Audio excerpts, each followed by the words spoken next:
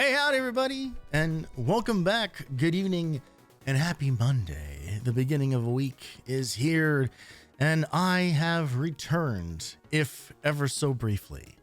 I have taken an unintended extended break here. I would hardly call what I've been doing a break, because instead, wouldn't you know it, the guy with recurring health stuff is having recurring health stuff. What fun! It has been a couple of weeks, let's say. I forgot to turn my fan on. I'm already overheating. Yeah, I've been going through some shit. Unfortunately, the the least of which is my old friend back problems coming up and rearing its ugly head in the last few days. It seems like I cannot go 1 month without something like checking off one box and then swapping it out with something else. It's just like, it is just, man, I just keep trading fucking symptoms out, my guy. Like, it has been a time. However, the good news is that I'm feeling okay enough to get back into streaming tonight. Honestly, if for no other reason than I've just missed this. I have just been unintentionally gone. It was absolutely not at all my intention to take a full 2 weeks off. As a matter of fact, I took a 3-day weekend, not this past weekend, but the one before it. Just randomly, I just put in for an extra, just for a day off, just so I can just use a little vacation time here and there throughout the year. And I ended up doing nothing with it. The plan was to do a couple of longer streams during that weekend, and instead I just fully vegged out almost entirely. I was working on some other stuff. It was not completely unproductive. Not that there would have been anything wrong with that, but I was doing other things. And it just kind of turned into this thing of just kind of like, I just kind of want to relax. I've been going through some shit, and I just want to have some time to myself to be quiet. So that is what I did. And then the week after that, it just turned into just kind of like, I am just too exhausted dealing with all this other bullshit to to possibly do something entertaining for y'all. So a thing that I find myself saying more often than I wish I did is thank you guys for your patience. And obviously, we're still active, like in the Discord and everything. I'm posting in there like every single day, sharing a bunch of just dumb stuff I find around the internet. So it's not like it has been like complete radio silence. I would not do that. However, it has meant that once again, building momentum on the streaming side of things, and then just fucking slow it down. I just got to slow it down. So we find ourselves here with essentially a bunch of updates from me that boil down to, I've been playing other games.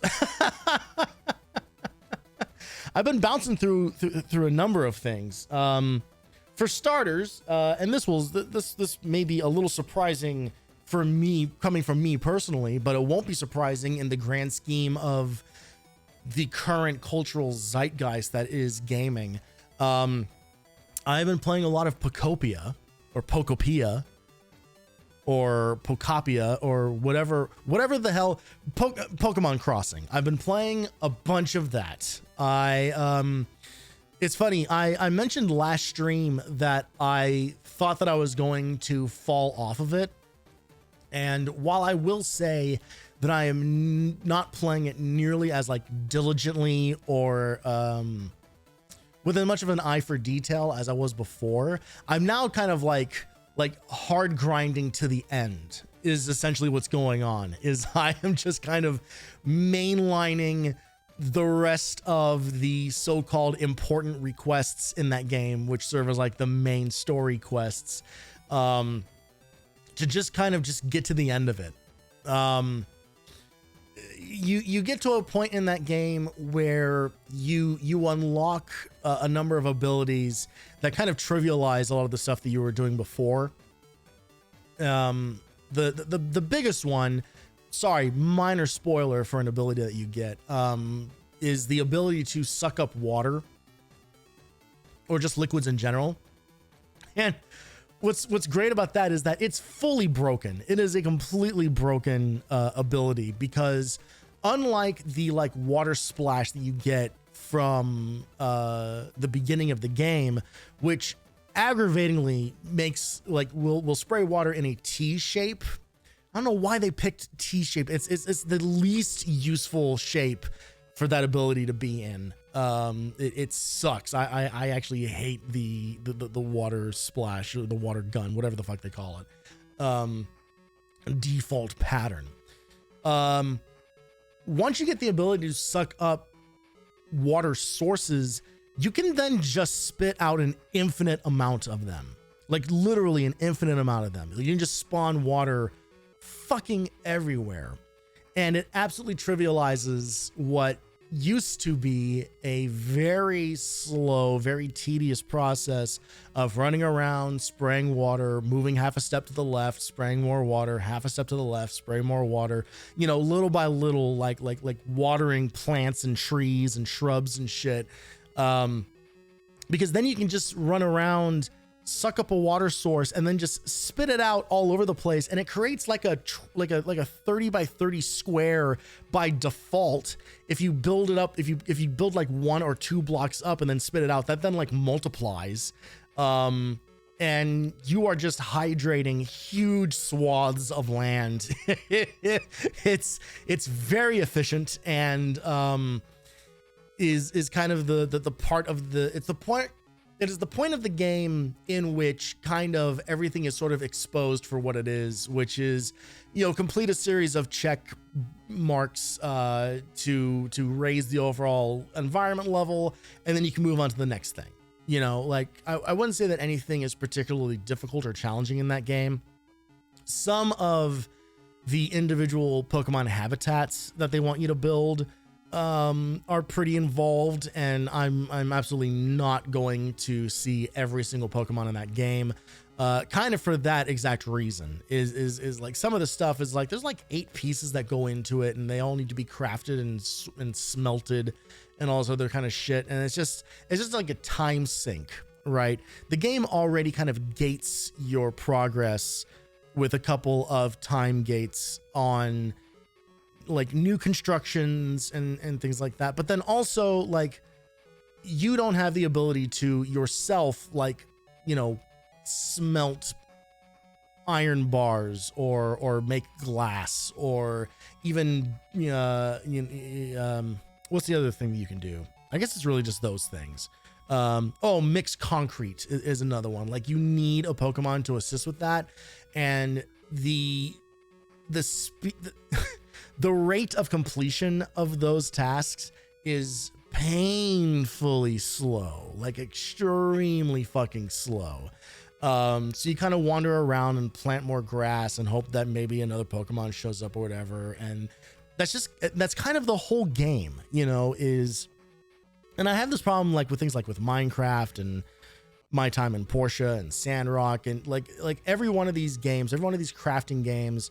And it's certainly like a me problem, is not so much a problem with the genre itself, but at a certain point they do just kind of become this, all right, what is the single most efficient way that you can get exactly the things that you need, and fuck all of this making it look pretty type stuff. Like I do not spend like any time making things look pretty and presentable. Like, I am just trying to fulfill briefs. I am just trying to complete tasks. So like when you ask different Pokemon like what their how their comfort level is, and they're like, I would really like, you know, more decorations in my house. It's just kind of like, you got it. And I will just put up like a piece of like party bunting. I'll just slap it against one, like some dirt or whatever, and then say like, hey, I got that thing you want. And they go like, oh, this is so sweet. Thank you so much. You're so good at this, Tony. And it's just like the environment level has increased. It's like, like I don't put any thought into it. Like everything that I do in that game is a means to an end. And so I think I am nearing the end of what that game considers its like major story stuff. I'm pretty sure, especially considering that where I am now, all of the area gates that I have found just lead back to areas that I've already been to. So I'm pretty sure I'm at the tail end of it. But yeah, surprisingly enough, did not fall off of that the way that I thought I was going to. In some strange way, it has now become almost like an idle game for me, where I kind of just like check in with it every now and then and just kind of see where stuff is at and what are the other things that need doing. Because I sure as hell am not making like 6 discrete areas like look all pretty and amazing and everything. I don't really engage with that side of these kinds of games anyway. Like I really play these types of like crafting and farm simulator type things as truly just like complete the objective, like hit the number, whatever the thing they're asking you to do. You want me to grow 20 tomatoes? You got it. I'm going to grow them all in one big clump and it's not going to look very aesthetically pleasing or anything. Like it's just going to get the job fucking done. I did the same thing in Stardew Valley, like every one of these games. Like I don't have the brain for the like engaging with like the really like quote unquote like cozy aspects of games. It's not that I find them uncozy. It's just that I personally just can't get into the part where like you really care about the overall look of things. And in a game where they don't really part of it is that the game doesn't reward you for that, right? I make just as much progress slapping 3 chairs in a row and having that count as furniture for a house as another player who puts like a bed and a table and a really nice chair that used up more fucking resources or whatever. It's gonna like, nah. We're running this. We're running this like a fucking like as corporate as possible. Like what is the least amount of money I can spend, least amount of time and money I can spend in order to make this thing hit all of the metrics, and all the Pokemon are happy? Great. Moving on. So I've been doing a lot of that. On the other side of that kind of approach to gameplay, I have been playing a bit of Death Stranding 2. I will say that Death Stranding 2 has not scratched the same itch that the original game did.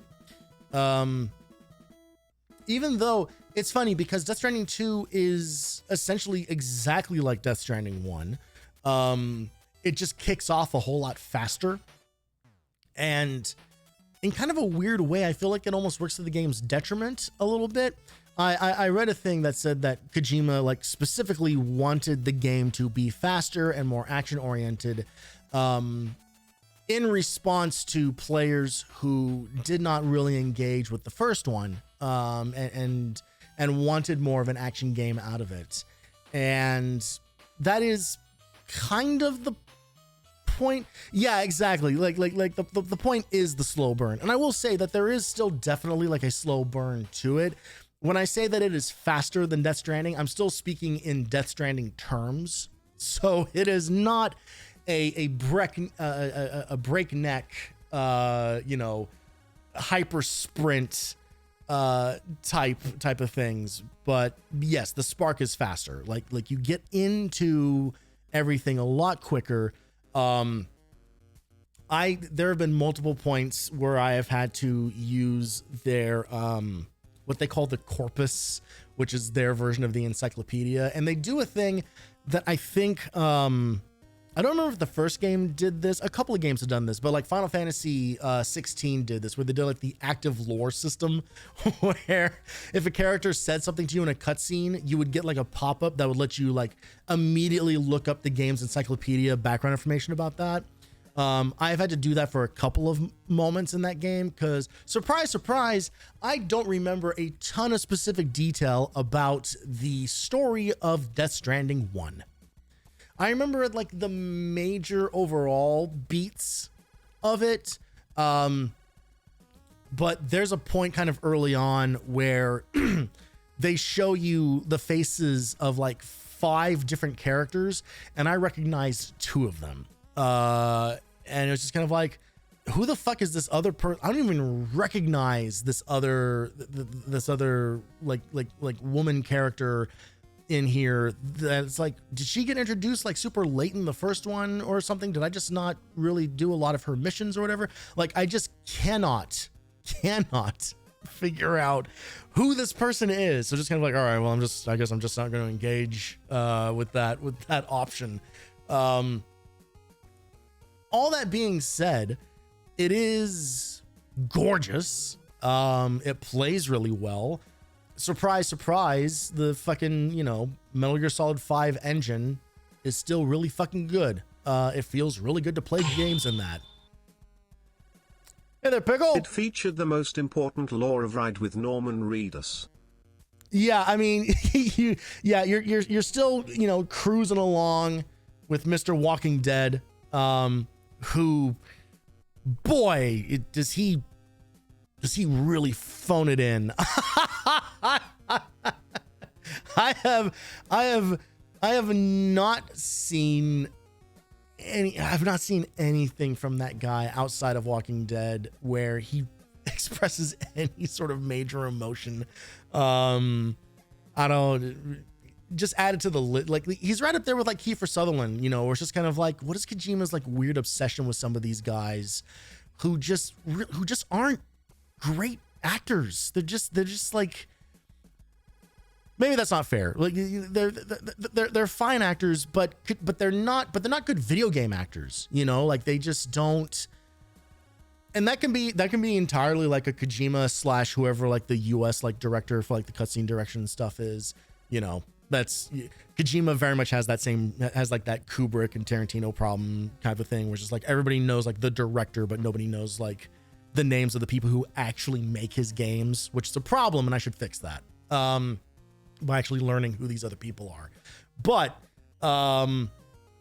he just doesn't get good performances out of people. Léa Seydoux does okay because she is an actor who already does kind of like weird shit. She already does like artsy type offbeat movies and things like that. So her performance like works, right? Because like her, like the tone of her performance and everything like tracks for the character of Fragile.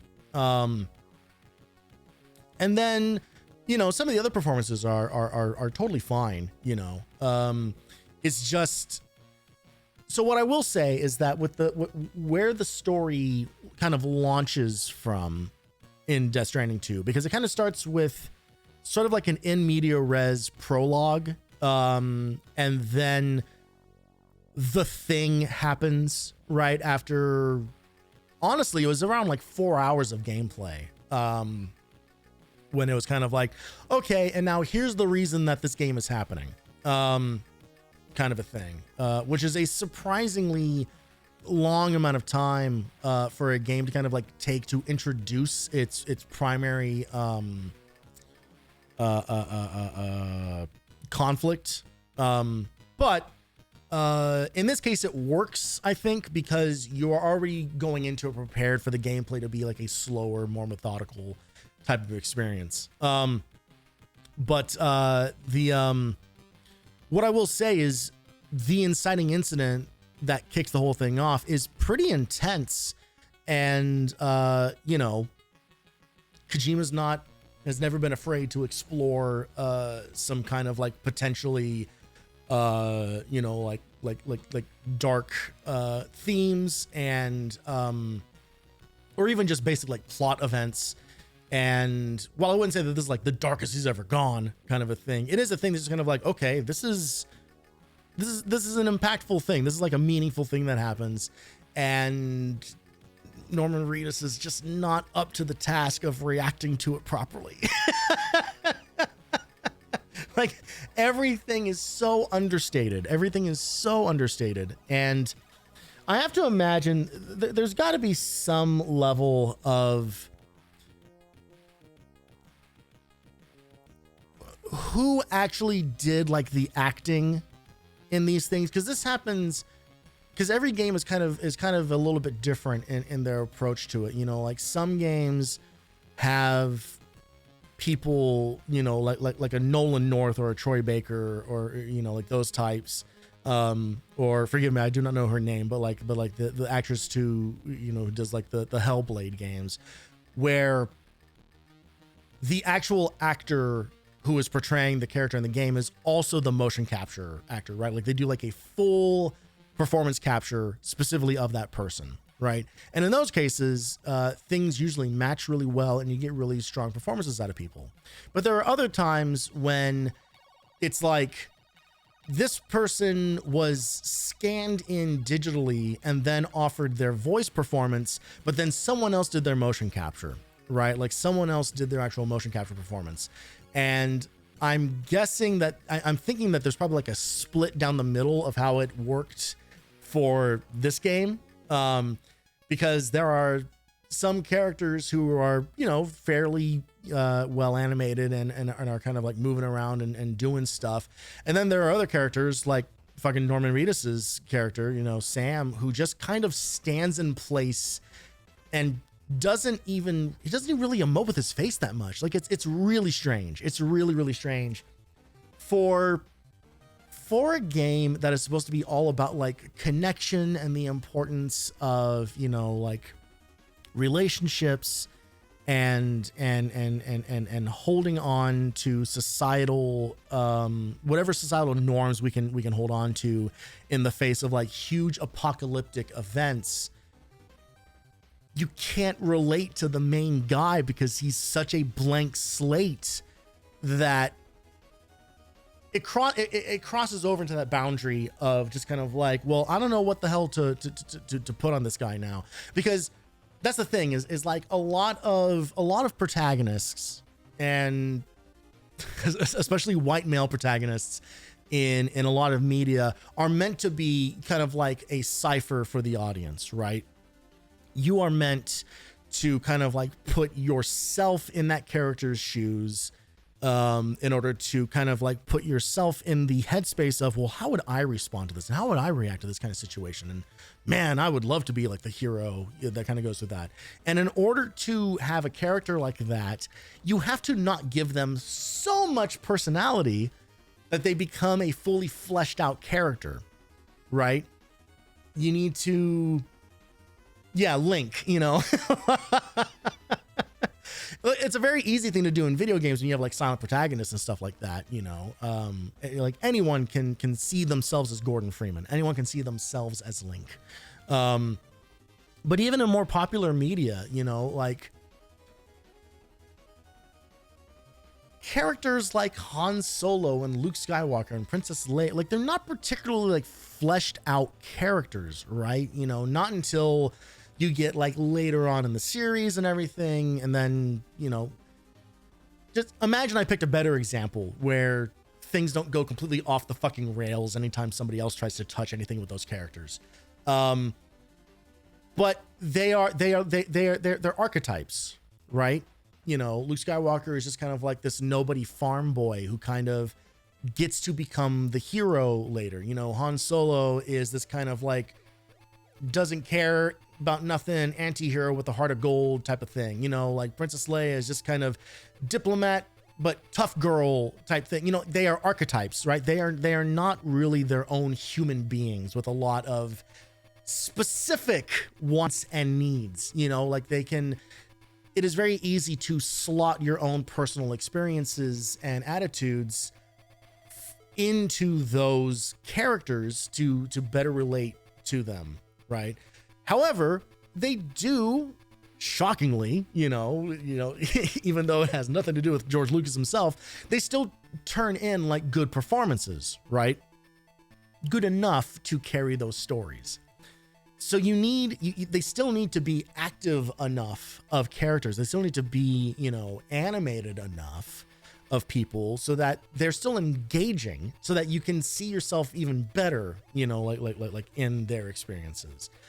But that can go too far in the other direction, where if you don't have them doing anything very emotive, if you don't have them doing anything very like emotionally big, then they're just kind of like, well, what is this guy's problem, and why doesn't he ever react to fucking anything?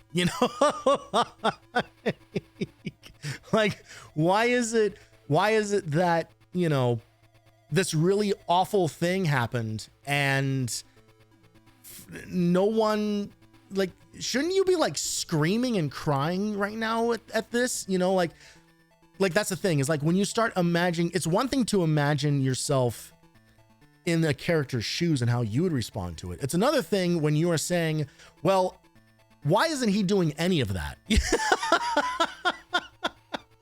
When instead you then have to imagine how you would react to this, because the performance is giving you nothing. The story isn't giving you anything to go off of. That's a disconnect, and it's less successful. And that's kind of how I feel about Death Stranding 2 so far, is that anytime anything big in the story happens, everyone is playing it so understated, the worst of which being your player character. And I just don't feel like it's the kind of game where that works super well. Which is funny, because I don't remember this being as big of an issue in the first game. I think the first game, the issue was trying to figure out what the fuck was going on ever. Versus now this one, where it's just kind of like, okay, well, if you played the first game, you're going to at least understand kind of like the basic premise of the world that we're in and kind of how some of these things work. You're already familiar with a number of these characters, like you would be insane to start with Death Stranding 2 completely blind, just straight up. Like it is a sequel that kind of demands, to a certain degree, that you have played some of the first one. Not necessarily all the way through it, because I don't think that it is very easy to comprehend what the hell's going on in it, but it is one of these types of games, where they have designed an entire world. They have designed an entire set of rules for how this world works. And Death Stranding 2 does not spend a whole lot of time explaining that to you. If anything, they kind of immediately start building upon even more of the lore and quote unquote rules of how things should work here, kind of right out of the gate. And it would be impossible, I think, for a newcomer to understand what the hell's going on. So to have like this extra level of abstraction where you're not even getting, like the right emotional response from people, it's very strange. It's very strange. At the end of the day, though, it is still fun to just run around with 300 pounds of packages on your back, trying not to trip over your own damn shoelaces, so that another hologram of some nerd living in an underground bunker can be kind of like, wow, Sam, you're really good at this. Thanks so much. Not a scratch on it. And then you get 1,500 likes because everything is based around like a social media type of thing. And then that unlocks another type of machine gun you can use later on, or sometimes a better skeleton. Like, honestly, like, it's kind of cool. Like, that's the thing, is like the the primary gameplay aspect of it still works. It still works. I think by virtue of it just not having as much mystery as the original game did, because the original game kind of came out of nowhere, just kind of like, what the hell? How does this world even work? Now that so many of those questions have been answered, it kind of becomes, all right, well, what is the story going to do? And what the story is going to do is take its sweet goddamn time doing much of anything. So it is what it is. Zidane versus Lightning is an excellent example of kind of like two extremes of a character who exists as their own person versus a character who never reacts to fucking anything.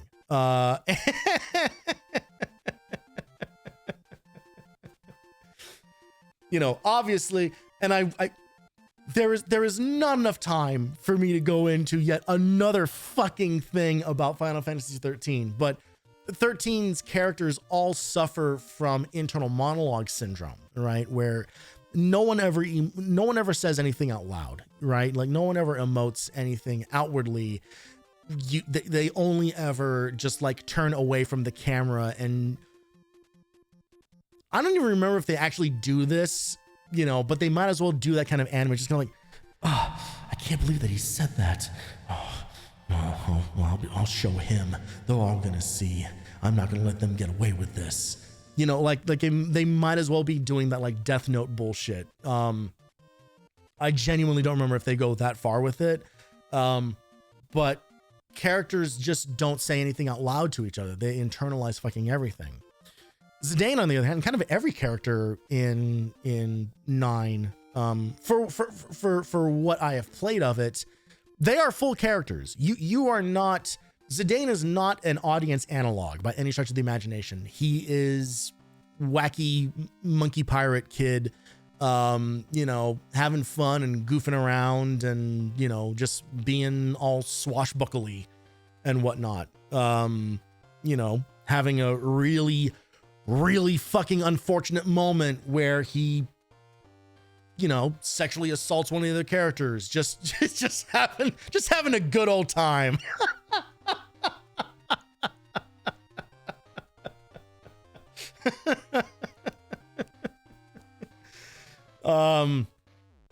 But yeah, so Death Stranding 2 is a game that I'll maybe turn on for like an hour at a time. You know, I'll complete a couple of deliveries and then maybe get to like the next big cutscene, and then stop. You know, like I don't really see myself doing what I did with the first one. The first one, I like no-lifed the first Death Stranding. It helped that it was during COVID. But I definitely just kind of like just mainlined that game, played tons and tons and tons of it. What am I like total playtime ended up being?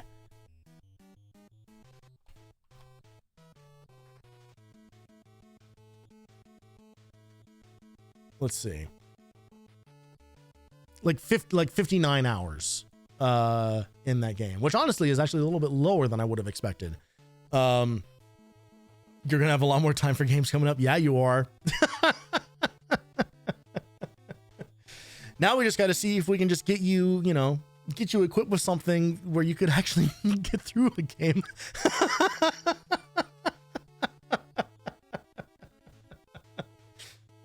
See if we can get through a big one. You got a couple options. I know some of the things that are floating around in your library. You know, I will say, like, Valeno and I have been talking. Well, we've been chatting a lot because we just chat a lot anyway. But we have talked about a couple of things that we want to do for kind of another Navigator type collab. And the game we've landed on is what we are equally excited about, and at the same time, both of us are waiting until things are going a little better for both of us before we commit to it. Because the thing that we have picked will take time. Next year? No. We'll mark my words. We will do it before next year. It'll happen before next year. It is just a question of when before next year. And if that means December 31st at 11:59 his time, so be it. But it'll happen. And I think the most fun thing about it is that it's going to come out of like left field, I think, for a lot of people when you consider like what our history is of games that we have played together. I don't think it's the kind of thing that people are going to necessarily expect from us. So I'm still looking forward to it.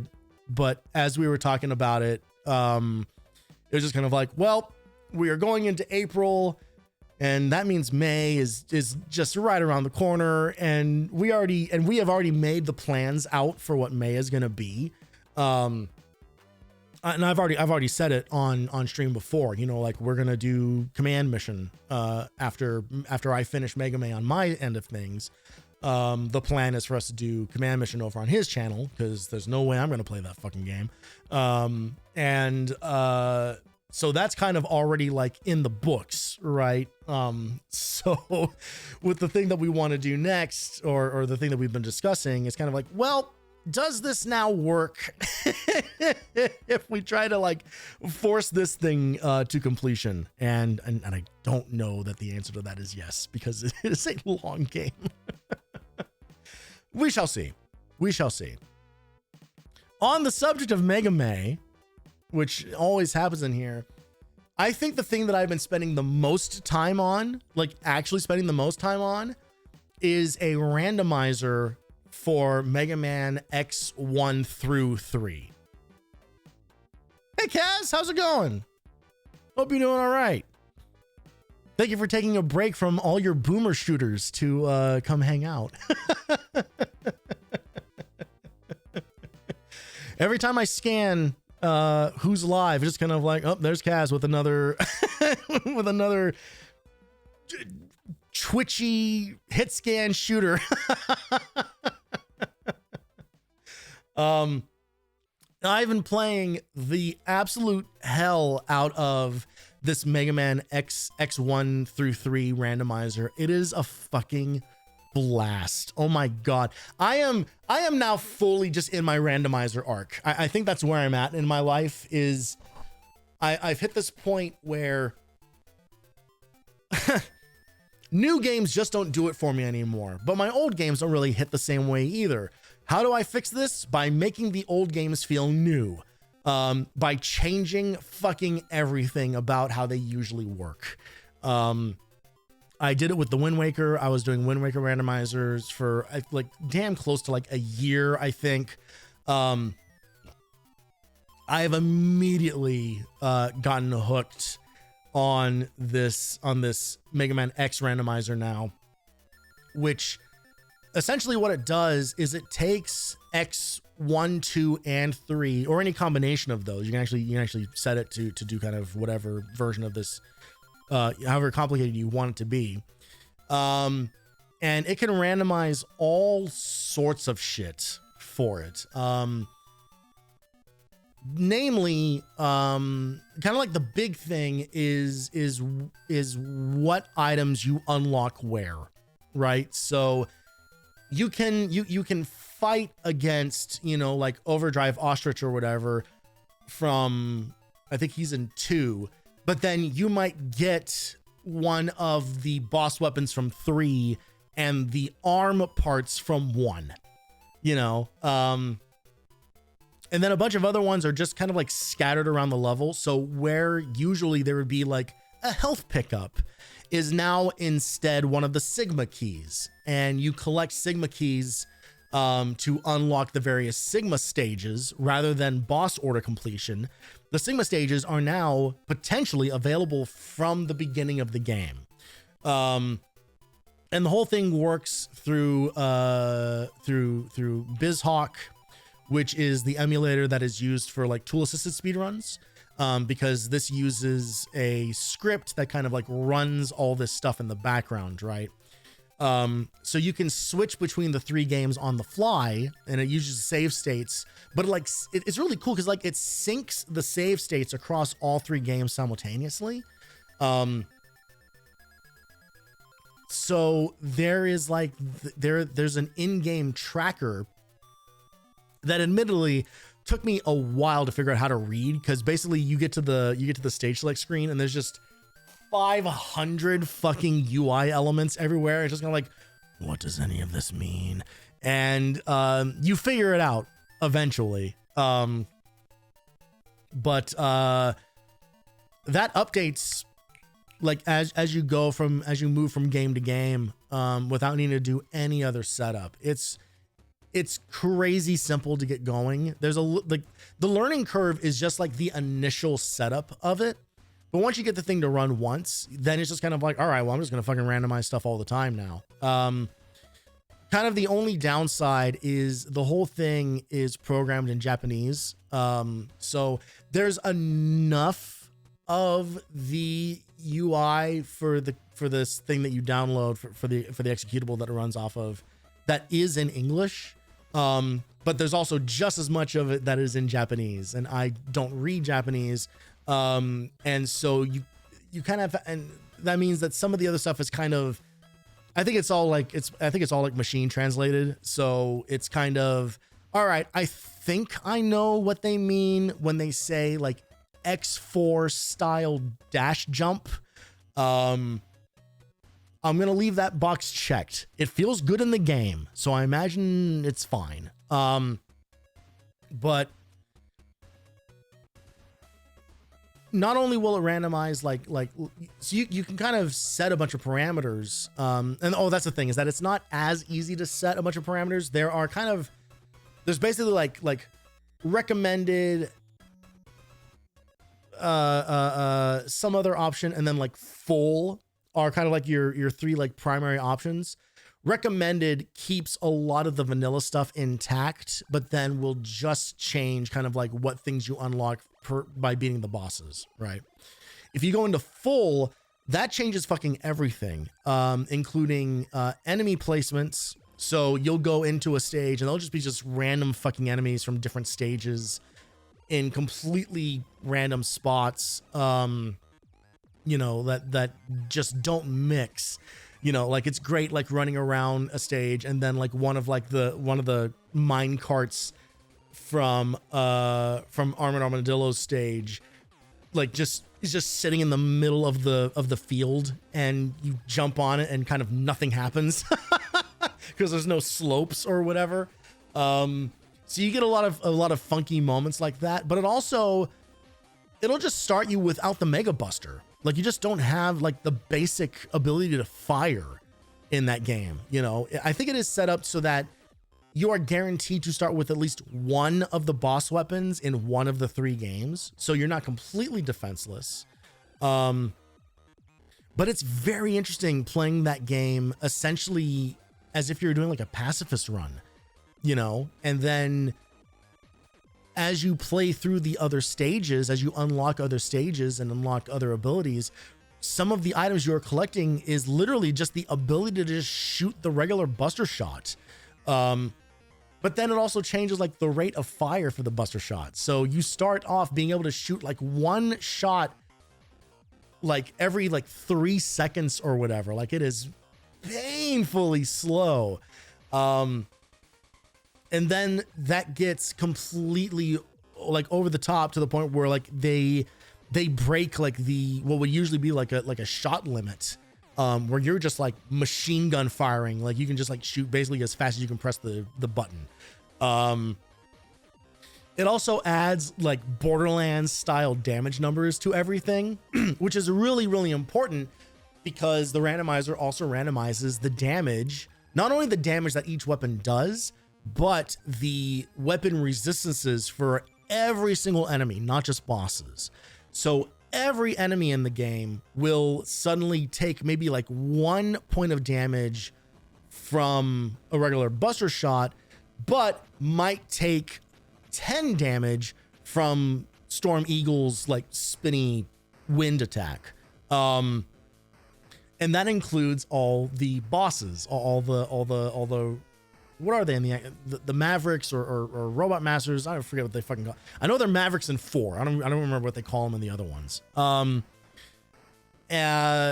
So you'll end up with situations where like Launch Octopus is weak to his own homing missile weapon. Like it's really cool. It's a lot of fun. And what's the coolest part about it for me personally is that I really don't have a lot of experience with those first 3 games. Like all of my experience with those games is 4. Full stop. Like obviously outside of Mega Man last year where we played through the whole series, I had not played really any of those games to any sort of level of completion before. So I am now becoming very quickly familiar with the layout of all of the stages across all 3 of these games. And it is a really, really cool way to learn a lot of the stuff, because I think that if I was just playing through these games over and over and over vanilla style, I think I would actually have like a more difficult time remembering where everything is, because it's very easy, and this is true in the case of like X4, where you find your route, right? You find your route that you're familiar with, and that is, and you know, that becomes your boss order, and that is just like the thing that you do, you know. Playing in a randomizer forces you to really, really familiarize yourself with every one of the stages, every nook and cranny, everything where something might be hidden. In X3, all the fucking fake walls that you can slide through and everything, you know, like there are just like so many places that you need to check, because there could be like the thing that is blocking you from completing one of the other 2 games just hiding in there. So you end up really getting to know those games. And it is an absolute blast. My Twitch anniversary is coming up, you know, this month, right? Or well, April 23rd. And I usually do like a number of streams in a row over like several days, which I plan on doing again this year. And, I absolutely want to spend one of those days just doing one of these randomizer runs. Hopefully by the time we get there, it won't take me 6.5 hours to do, because that is the time that I'm averaging right now for every run that I do. I know I'm only going to get faster and faster as it goes. But it is such a cool way to experience this thing. And hey, you know, the more people I can get interested in it, the better, because I think it's really neat being able to play through these things in a way that completely transforms the whole experience. You know, like that's what I love so much about the Wind Waker randomizer, was realizing that technically speaking, you can beat that game without ever collecting bombs. You know, like there are ways, if the order of objects is correct, it works. I wonder if they made an X4 through 6 one. That'd be very interesting if they did. I would say, I think part of the issue is that if we remove all of my personal feelings about those games, 4, 5, and 6, well, 5 and 6 especially have such specific like systems in place to them that 4 just isn't equipped with. Like literally, there's like just, there are things in 5 and 6 that you just can't do in 4. 4 is so straightforward, without any real twists or turns. But then 5 adds in all of like the like, you know, Enigma Canon collection stuff. And then 6 is 6. So being able to marry all of those differences together, I think would be really, really difficult. I would love to see him try, because I would absolutely play that. Absolutely, I would. Just to see if it maybe enough random chance will fix some of that bullshit. But meanwhile, X1 through 3, they're all the same game. You know, like they're all Super Nintendo games that are doing the exact same thing. Each one just kind of changes how the charge shot works. Nature 6 messes it up in general. Yeah, exactly. It's already randomized. Yeah, so I will say, like, what this randomizer does, the randomizer doesn't do anything to the actual stage layouts. And I'm sure for reasons that are very complicated, doesn't change like which bosses are in which stage. I think that would be really cool if you could go through one boss's stage, but then it's a different boss waiting for you at the end of it. Stuff like that. Like there are still limitations to it. But like literally one of the objects you can collect in this randomizer is just like the victory state having beaten Vile in X3, you know, which then changes the path you can take in the Sigma stages. Like it's really, really cool. And I'm already looking forward. There is apparently a Metal Gear Solid 1 randomizer in the works that I am already looking forward to. Yes, the post-vial clarity, indeed. I am already looking forward to when that thing exists in the world, because I absolutely would love to play a Metal Gear Solid randomizer.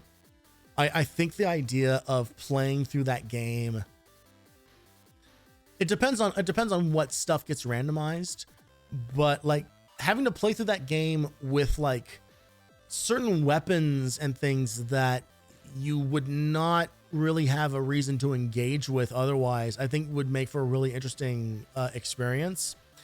And I can say that with a certain amount of authority, having played through VR missions. Like the coolest aspect of VR missions is the fact that they basically get to show you all of the cool shit that they programmed into the original game that never actually came into play. You know, like just how much you can fuck with the guards via footsteps and noise and making noise and all these other kinds of things, like all these tricks you can do with claymores and stinger missiles, and you know, doing like early detonations of Nikita missiles in order to, you know, hit an area of attack rather than like a direct impact on a thing. Like there are so many things that are doable in the original game, but you just have no reason to do them, right? It's a very linear experience that was not designed with a lot of those things being necessary. So like imagining starting that game like with the Nikita and having to do like the revolver ocelot fight with that, I think is fucking hilarious. Like the idea of having to do some of that stuff with very, very different weapons, I think would be an absolute blast. Especially since most of the rest of the game can be played without ever doing combat at all. You know, like it is a stealth game. Stretching the definition of stealth maybe a little bit, it is not nearly as unforgiving as other games that went on to be called stealth games would be. But if you play that game stealthily, you never need to fight anybody, you know, outside of the bosses. So it would be really intriguing to see like what they do with that. So I'm already looking forward to that. I am very much just looking forward now to just like anything that randomizes any sort of classic game at all. Cause I want to play them. I want to see breaking games apart like that is a thing that I did not expect to be as much fun as it is. And I have an absolute blast with it every single time. Honestly, it makes me want to go back to like some more like the well-established randomizers for games that I know even less about. Like I would like to check out like the Link to the Past randomizer. You know, that thing has been around for like a decade or so. And I think I've played through Link to the Past like once, and it was the GBA port of it. Like I didn't even play it on the SNES. Playing through that game on randomizer, I think would be really cool. Especially since I've no memory of it otherwise. Yeah, there are a lot of games that I would love to try that with. If someone made one for like Metroid Fusion or Zero Mission, like that would kick ass. Like I would love to try one of those. I'm pretty sure one exists for Symphony of the Night. Like there's a bunch. Dragon View randomizer. That game is random enough as it is. The game's basic design feels fucking random. Yeah, if you want the level 3 lightning upgrade, it's in this fucking tree trunk over here. Like it's just Oh yeah, the house upgrade. Yeah, that's behind this waterfall. Fuck you.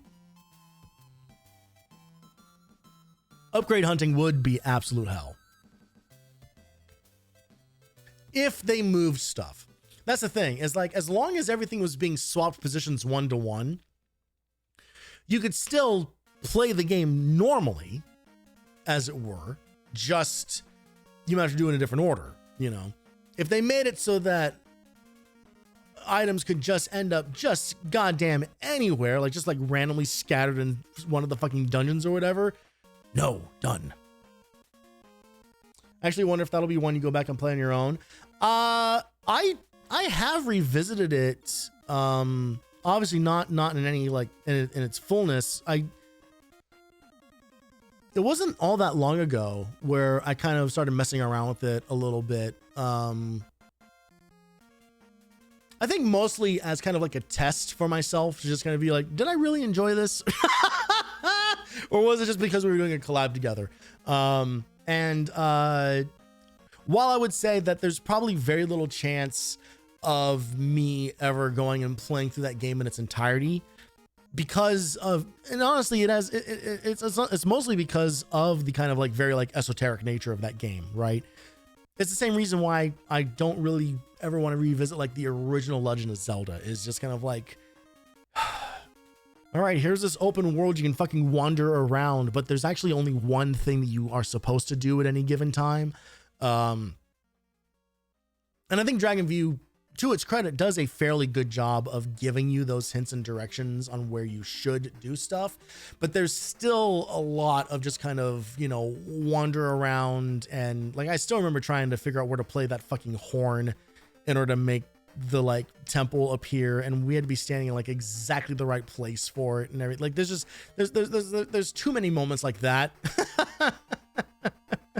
for me to say that that's going to be like an all-timer for me that I'm going to go back and play all the time, you know, like on repeated occasions. However, I do still think it is a really neat and ultimately pretty cool game. Even if the ending kind of shits the bed, I think that what is there is like so charming and so unique that I'll say this much: I don't regret playing it. That's for fucking sure. Like it's a fun fucking game.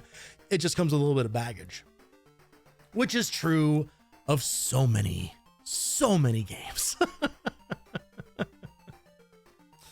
Well, I successfully killed an hour. And didn't plan on doing that. I'm glad you were helped to discover it. Well, I'm glad you helped me do with that. I'm glad you introduced me to it. Especially because if you had only shown me Draken, and that was it, I don't think we'd be friends.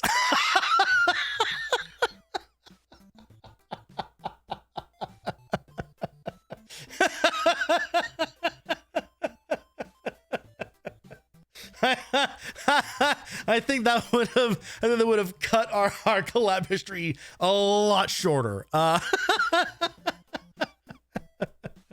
The fact that there was the payoff, indeed. No, the fact that there was a follow-up to that, I think was paramount into making any of that successful. But yeah, no, it's a very cool game. And honestly, you know, for someone for whom the Super Nintendo is admittedly a pretty big blind spot, you know, like I would say like by volume, it might be a bigger blind spot for me than the N64 is. Just by size of library, you know, like there are plenty of N64 games I never got around to playing or whatever. But at least I know about. There are hundreds of Super Nintendo games that I've just never seen. It's just kind of like, I don't know what the fuck this is. Like, that's why, you know, like I eventually want to get into, I'm not going to remember any of the names of them, but the people who went on to make Grand Stream Saga, you know, Soul Blazer, you know, like that, like trilogy, that unofficial trilogy, Illusion of Gaia, like, you know, and then whatever the third one, I don't remember what the third one, in that series was. Terra Enigma. Like I want to check out all of those. One, because they are all games that I just have no experience with, except for Soul Blazer. I played a little bit of Soul Blazer in my personal time, and it's pretty neat. But also because Grand Stream Saga is one of my favorite games of all time, and I want to see where those guys got their start. You know, like I want to see like what that team did. You know, before they went on to make one game on the PS1 and then go out of business forever.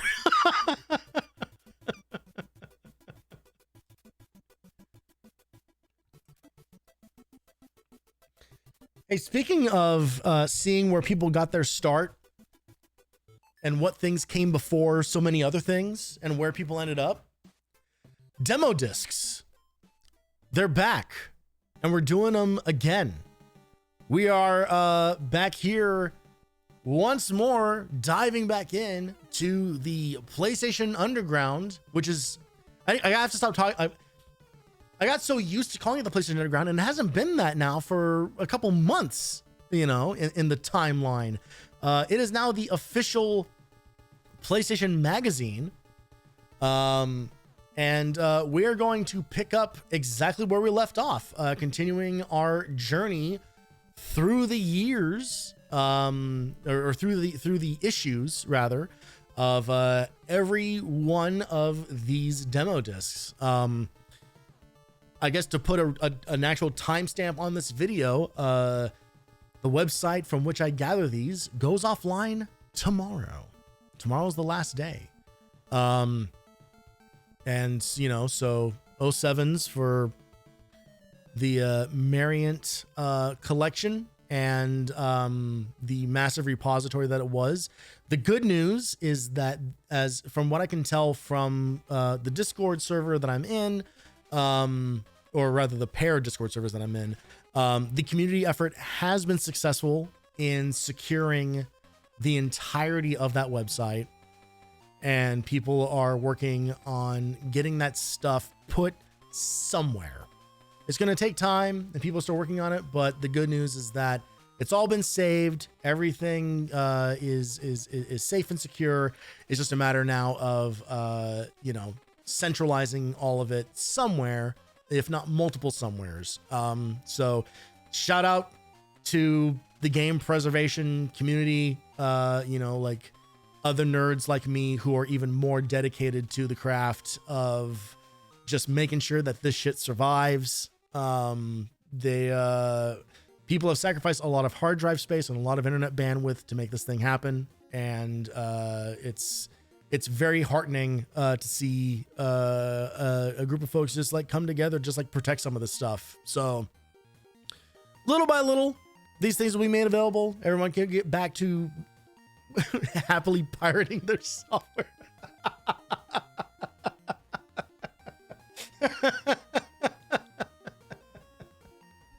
It's preservation, goddammit. It's not piracy when it's old. That's the rule.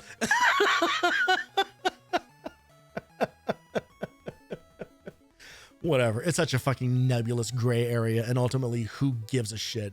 It's more like necromancy. Absolutely. Yeah. Yeah, exactly. If there's any crime being committed, it's necromancy. So let's necro some of these old demo discs, shall we? We are going to be kicking things off today with, or not even kicking things off. We're going to be going through issues 53 and 55 of official PlayStation magazine. We're skipping 54 because 54 exists only as a PS1 demo disc. And I know what you're thinking, but Tony, you love the PS1. You're right, I do. I looked at the PS1 demo disc. There's nothing on it. It's a couple of demos and then a couple of trailers. One of them, hilariously enough, is a trailer for Jak and Daxter on the PS2. And I think there's maybe that might be, I think that might be the last one of these that ended up on the PS1. Point being, the important thing here, there's no like other like games media coverage on it, right? Which is what we're really here for. So we're not missing anything. I assure you, there's nothing that we're not gonna, we can totally explore whatever was on that disc in the form of the full games later on down the road. If everybody really, really, really wants to see me play Toy Story 2 on the PS1, we can make that happen, right? Like that can happen. We don't need to see the demo for it. Because that was basically like the big blockbuster on that list. So we shall survive. And instead, we are going to dive on in to that good stuff. Let's hop on in here to PlayStation Magazine Demo Disc number 53. on the charts, coming at you.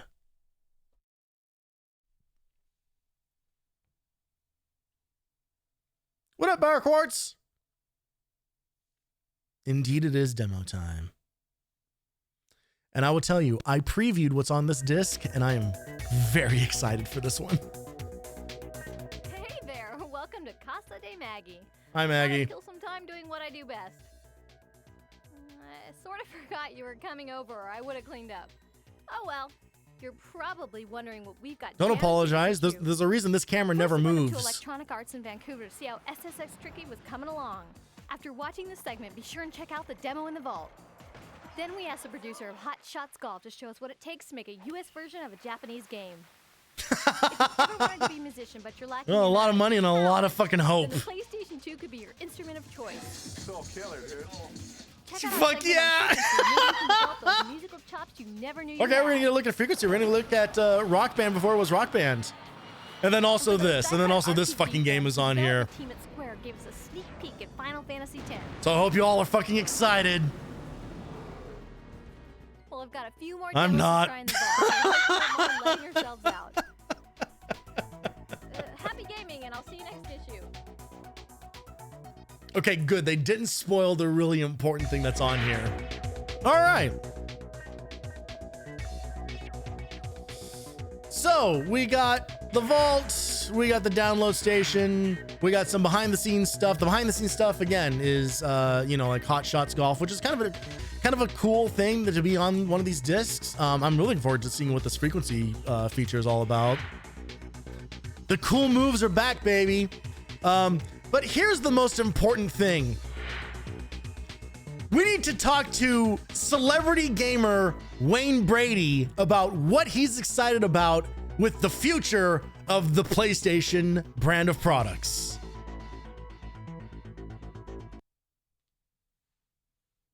He's gonna do a hoedown about Jack and Daxter. Well, rumors are true.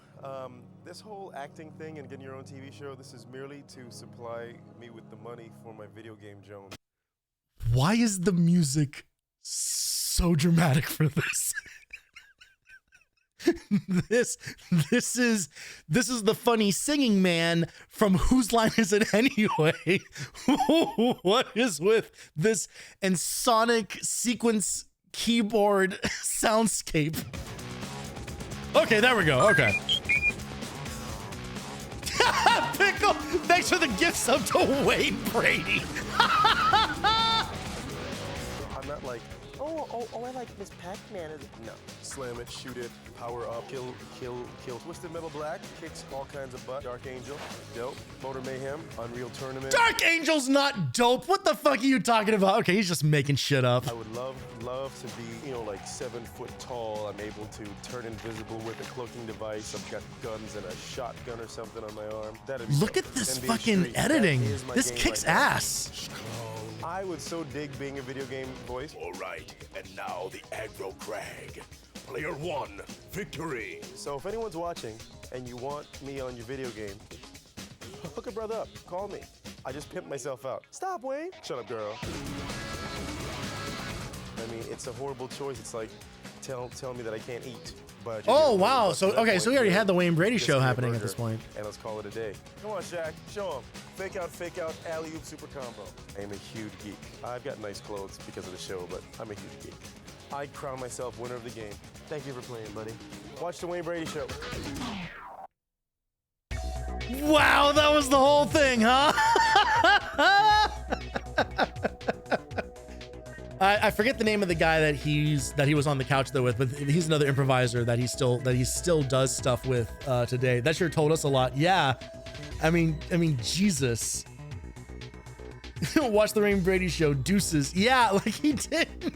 Come on, he didn't even do any of his shtick.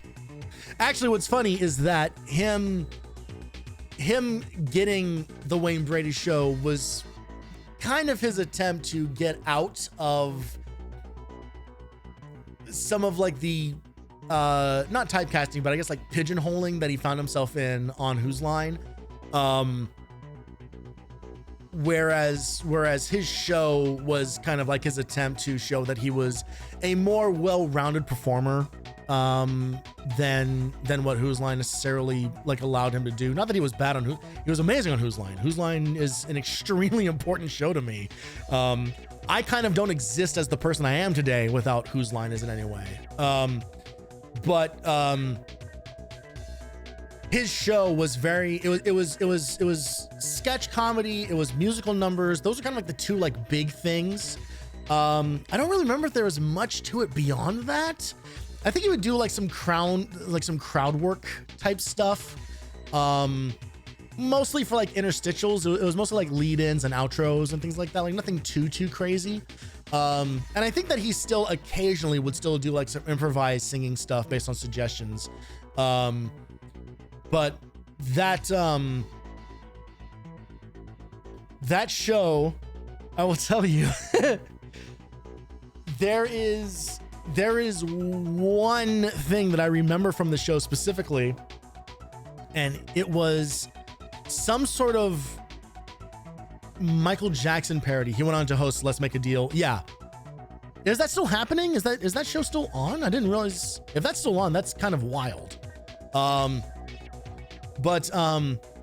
No, he was doing some sketch where he was playing Michael Jackson, and I'm gonna butcher this because I don't remember what the setup was, but they get into some kind of argument about the shoes a person is wearing, and at some point he says the phrase, well, Mama said Mama saw your moccasins. And then that turns into Mama said Mama saw your moccasins. Mama said Mama saw your moccasins. Mama said Mama saw your moccasins. And they all start dancing, and that's like the button to this whole sketch. And that pops up in my brain more times than I care to admit. It's the one joke I remember from the show. Because I was about to say that's where does Wayne Brady need to smack a bitch comes from, but that's not. But that was a Chappelle Show sketch. Wayne and Colin were my favorites. I was definitely like the Colin and Ryan kid. Colin and Ryan's specific brand of bouncing off of each other is so phenomenal. I'm very happy to be able to say that I got to actually meet Colin.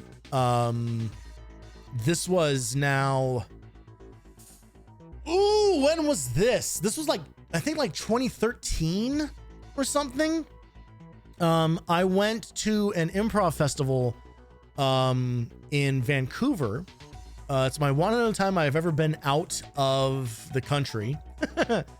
Just looked it up, and Let's Make a Deal is still going with Wayne. Crazy. That's wild. Good for him. Good for everybody, I guess.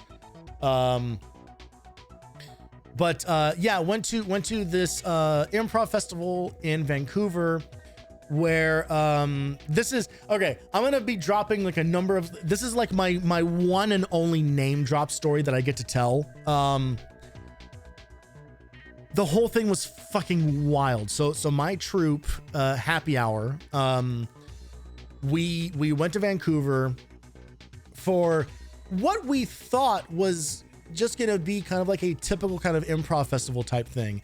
It turned out that we were there a bunch of like a trio of dumbasses with very little experience under our belts going up against some fucking seasoned performers, and I mean seasoned fucking performers. The whole thing was done. I'm gonna drop a reference that no one in chat's gonna understand, but it was a comedy sports style tournament.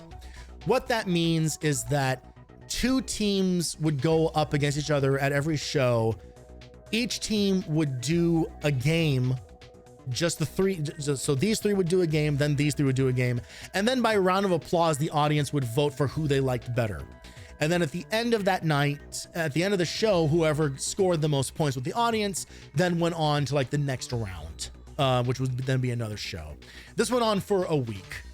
And I still remember the very first night There were 2 shows a night. We were in the second show of the night. So we got to watch the first show. And we went there. It's like, okay, well, we have a couple of games that we know that we're pretty good at, and we'll play these. And this will be fun. You know, no pressure, low stakes, whatever. Who cares? We watched the first show and could not believe the quality and cleverness and speed and craft of these 2 teams who were so well established and knew exactly what they were doing, and just beat for beat, just nailing like every possible move. Every line was a fucking killer laugh line, like absolutely destroying. And it was just kind of like, all right, happy hour. So you guys, you know, so the next show starts in about 15. So if you guys want to like, you know, like warm up or whatever, like you know, take your time. It's like, yeah, we're going to head outside. You know, we'll do a quick little warm up, you know, away from everybody else so that we're not getting in anybody's way. And we're like, okay, yeah, sure. Just be back here and whatever in like 10 minutes or so. It's like, you got it. And the 3 of us went inside and immediately had a panic attack. I was just like, we don't belong here. Like we were so out of our element. Like we were so not at the same level as these other performers were. Like these are all people who were all coming from like Second City and UCB, and they were people who like owned their own venues and shit like that. And the thing that should have tipped us off immediately to this whole thing is that 2 of the performers there were the voices of Pam and Dr. Krieger from Archer. That is the level of people that we were up against. So in a way, it was honestly like one of the single best experiences of my life, because 2 things happened. So Max can speak to this. Max was one of the people that was there. Wasn't panicked. I'd say it was more of a troubleshooting mode. Yeah, well, so Max and I have different ways of saying essentially the same information. But we changed everything. We changed all of our plans. We changed out all of the games that we were planning on doing. You know, we made severe changes to like our rhythm and everything. So the reason it was such an amazing trip was for a whole bunch of reasons. The first one being seeing people. So this was all short form improv, which I don't need to define for you guys, because if you've seen Whose Line, if you've seen an episode of Whose Line, that's short form improv. Okay, it's games, right? You get a suggestion from the audience, and then there's like a set of rules that you have to abide by in order to do whatever thing, right? Make up a song, sell a faked product.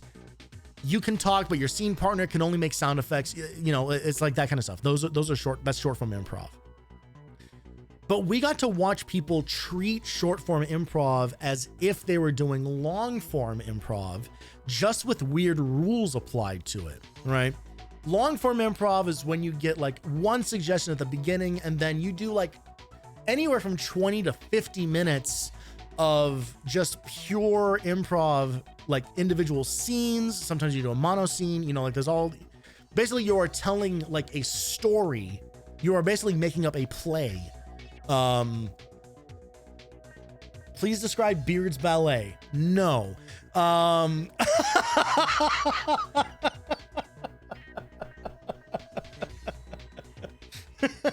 Mostly because I don't even really remember what that means. But point being, long form improv is much more of the kind of like actory side of improv, right?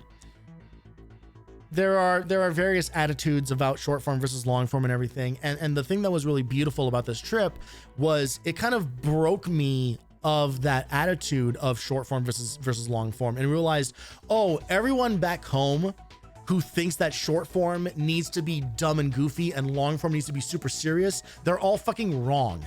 Like, everyone should be approaching every improv, anything, with both the same amount of craft and fun. Like, it should be like every short form game should be treated with the same level of care as a long form game, but also still keeping the goofy ridiculous nature of what having these weird rules applied to your scene can allow you to do. So you end up in these situations where it's just kind of like, okay, no one here is allowed to use their own dialogue. You can only speak using dialogue from these scripts that we have of other plays. You can play that up very goofy and be kind of like, I can't believe what the book is saying. You can do some really like schmackery type stuff with that, and really call out the joke, or you can play it like super straight, super convicted or with conviction, and still make meaningful connection like with your scene partners and actually like build a story together. It's just your words are being provided for you, right? Beard's Ballet, the 5-second scene. I genuinely don't remember this. We might have to have a conversation outside of this to remind me of just the words Beard's Ballet absolutely ring a bell, but I do not recall the specifics of it. But so what was so wonderful about this trip was kind of getting our minds broken a little bit of just kind of like, oh, we don't have to like throw away all of like these like techniques and rules and styles and stuff that we've learned just because it's short form. We can actually like play these as if there was just like a regular scene. We can just play it as a long form scene, but we just have these weird other criteria that we need to just start every sentence with the next letter of the alphabet, but that's not that big of a leap from just a regular long form scene.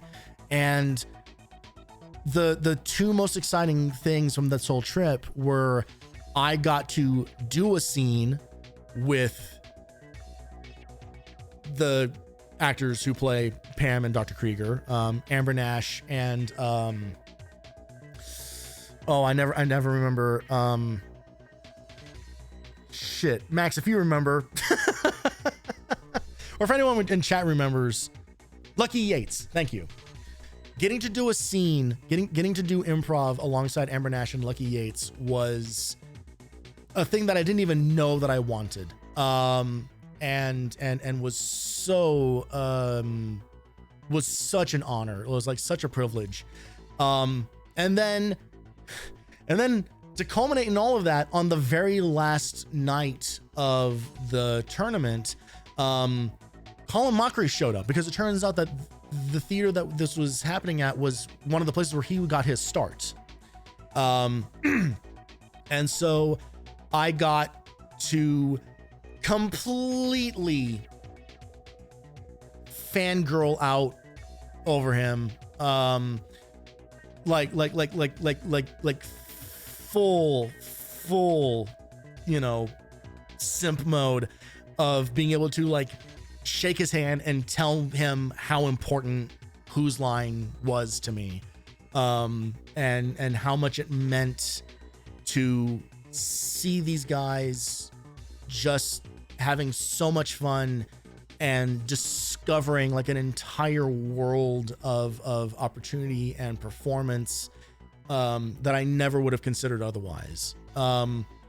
And his answer to that was really wonderful, which was, it's so funny because a lot of people have told us that, and when we were doing the show, we weren't really thinking about it. We were just having fun and goofing off and doing improv together. Like we just were trying to make each other laugh, and that was what the show, that's what we were always doing, always. So the fact that it is like worked for so many people is like really wonderful, and we're just so, like so glad that it has like worked for you.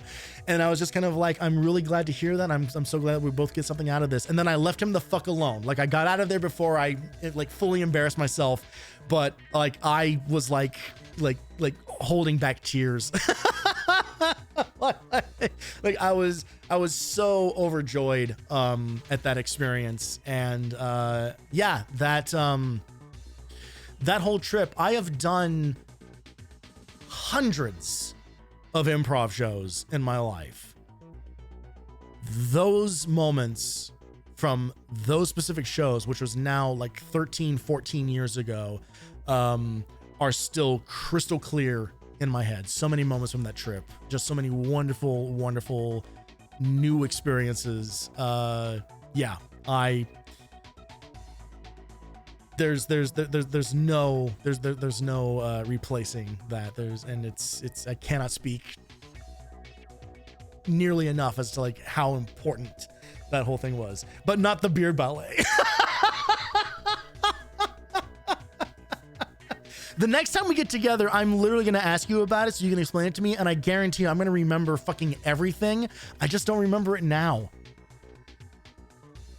Also, just to jump back up, hey Owl! Hope you have a great stream. Kill to meet the VA for Pam Archer. Yeah, it was an absolute blast, an absolute blast. All right, sorry, I clicked away to look at chat correctly here, so the game went away for a second. All right, video games, shall we? Back to video games. All right, let's check out what's in the vault real quick, just to see if there are any demos. Oh, hang on. Okay, it's immediately just going into this ad for Tiki Barber. It didn't choose me. Sure, things weren't always easy. Friends, fighting. I didn't press anything. But the game taught me the fundamentals of life. Honesty, teamwork, trust. I knew drugs, even weed, would get in the way. Oh no! Football, my anti-drug. Now I'm the teacher. Yeah, famously, football players have never smoked weed.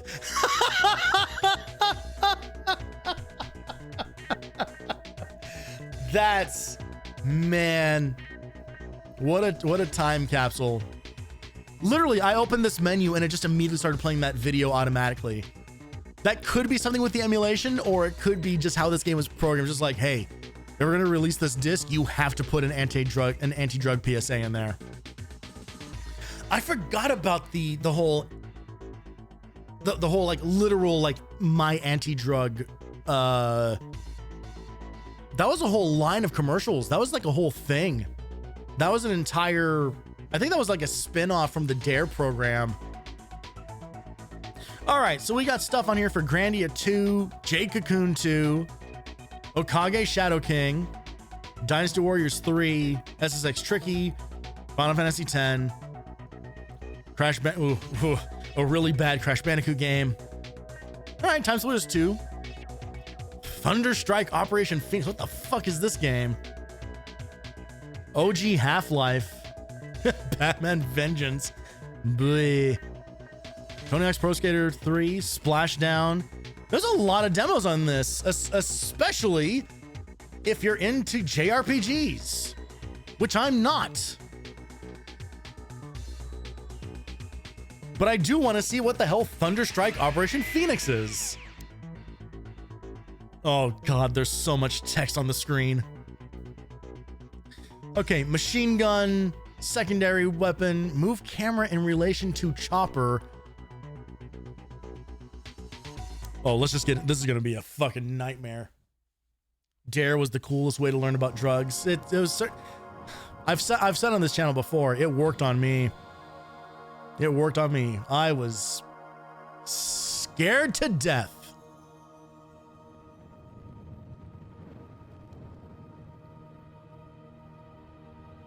I'm a little less scared now.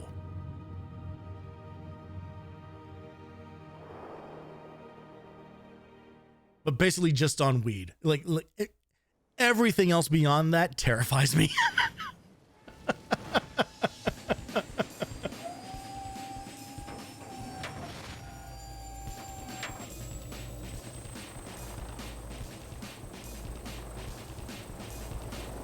All right, so we're checking out the dad game on this disc.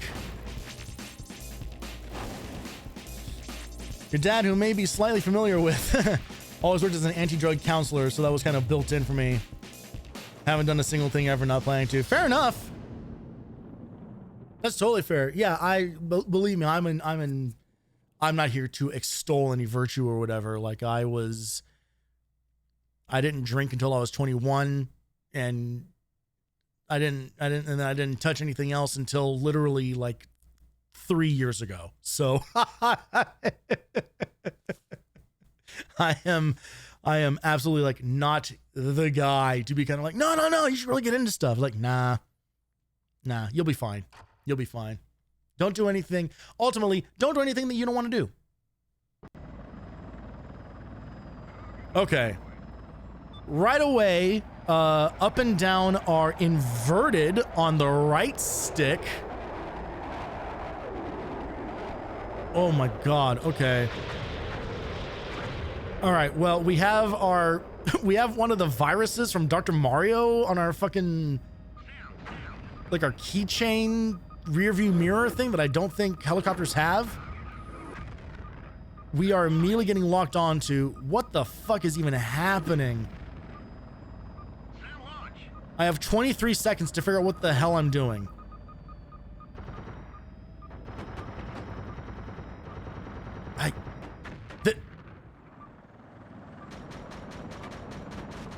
Firestorm 1, are you receiving us? Firestorm 1, come in.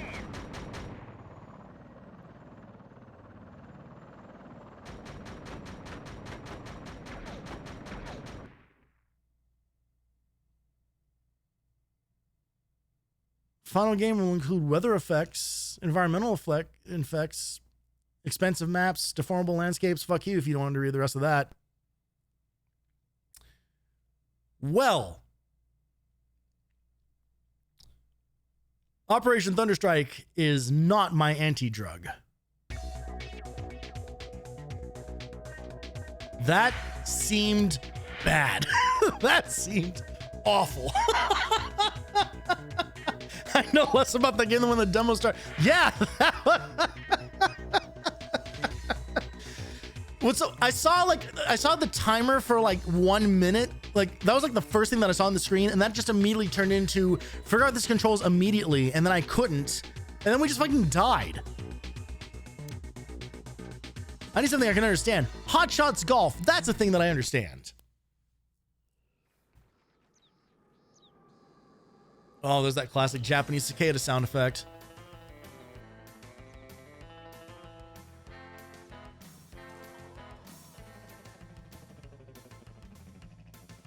Hot Shots games are pretty fun. The video game world, and many of our favorite games originate there. We wondered how a game makes the transition from Japan to North America. So we talked to Santa Monica Studios producer Taku Uesaki. We put on the plane. Japan's most popular golf game to the U.S. Hot Shots Golf is originally made with the Japanese market in mind. It's a huge game in Japan. Therefore, it has the art style and the characters and everything on the game is very Japanese. So we realized that we had to do a lot to it to bring it over to the States. In addition to translating the text and voices, we have to come up with different art style for the characters. In Japan, the game has an art style that borrows heavily from Japanese animation called anime. Up till now, there have been lots of Tell me more about this anime, you say? And there are still such games. But that felt too much like a golfing simulator instead of a game. That may be fine for people who actually play golf, but gamers who have never golfed were finding it incredibly hard to enjoy. So for a game style that would be fun no matter who was playing it, we went for anime-style characters, not realistic. And during Hot Shots Golf 2, we did... Okay, but hang on, wait a minute. So they said the thing about how the art style was very like Japanese influenced and very anime influenced, but they had to come up with something so that it would appeal to the Western market. And then they did not follow that up with any sort of thoughts about what they did to address that. And I know for a fact that they didn't do anything to address it because this game is out and exists, and all these games look exactly the same with none of the characters changed. So what the fuck are we? What are they talking about? Using the Japanese version, and we realized hang on. that Sorry. the U.S. audience is really not familiar with that art style, and we decided to come up with our own characters. Oh, okay. And replace the Japanese characters so it would appeal to a wider audience. All right. Well, okay. Well, good. Way to make me look like an idiot. And right now we're in the course of coming up with new wacky characters for the U.S. market. Did they do any of this? Did they actually do this? Did any of this end up in the game? I will admit, Hot Shots is a little bit of a blind spot for me, but I don't remember None of those character Both designs look Japanese and familiar. American versions have incorporated a brand new game engine that's improved the old features and created some new ones. Rain looks more like rain, and wind sounds more like wind. Those Also, are good. the time of day feature Those are is good a improvements to thing. When you make. start playing the first hole, The schnozberries taste like it might be schnozberries. scenery. But when you're at the 18th hole, you'll see the sunset. It gives you a really nice on the golf course type of experience.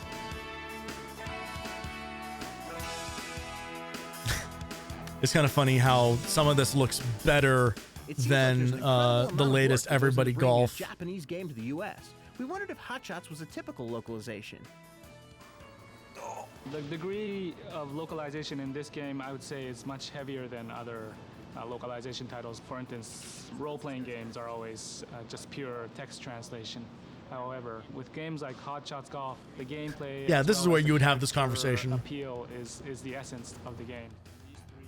Hey, you mind if I This take game our is character huge renders in out to the Japan, picnic table and we can talk about I it with a bet they list have of much fake harder time names? creating a sequel that surpasses the previous series over there in Japan. But here, I know there are hardcore game fans that love this game. They're expecting something much better for Hot Shots 3, and my goal is to beat their expectations. The thing that's kind of strange about the premise, Jesus Christ, that triple backflip. The thing that's interesting about the whole premise of this thing about kind of like how do we like translate this game both literally and stylistically for an American audience? It's so Japanese. The other two Hot Shots games came out on the PS1 in the US, fully intact with all those same characters. So I'm not sure what point they're trying to make. It's like, no. I think you can just release the game as is and it'll be fine and people will like it. Oh, but what I was saying was it's funny. Some of that footage actually looked better than the latest Everybody's Golf, which is like on like Steam, came out on Steam a few months ago. It's still fine. I will fire it up every now and again to play like a round or two.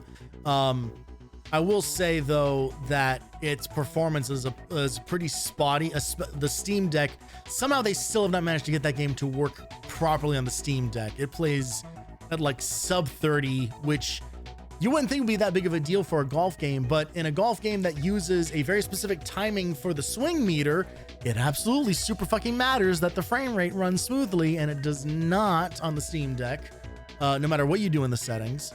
They haven't been able to address that. And also just like they have a real double-edged sword in that game, which is there's no microtransactions, there's no like pay to win DLC or anything. There's no unlock everything for $3. None of that jazz, which is good. That is a good thing. However, the absolute grind to then get anything else unlocked or anything is insane. It's crazy how long it takes to unlock things in that game. They went too far in the other direction. Honestly, I talked a little bit about this on last stream. It has like the Mega Man X Dive problem where it's just... Whereas, well, obviously when they made X Dive offline, they did address like the grind is not nearly as abysmal as it must have been in the original version of the game. But so like the original version of that game is what the grind is like in Hot Shots, or Everybody's Golf, because that's now the new name of Hot Shots. It's also confusing. Yeah, I wish the unlocks came a little more fast and loose, because otherwise you're there to play a lot of golf, but you need things to trickle down a little quicker. Anyway, let's see what is this Final Fantasy X thing all about? Does the X mean like the end? Simply put, the Final Fantasy series has been the most successful and innovative in video game history. The games have captured fans by always staying on the cutting edge of technology and storytelling. Golf Final isn't Fantasy fast, is no but it exception. is pretty fast in the Hot Shot series, I will say. As usual, the game has a completely new storyline and a new combat system.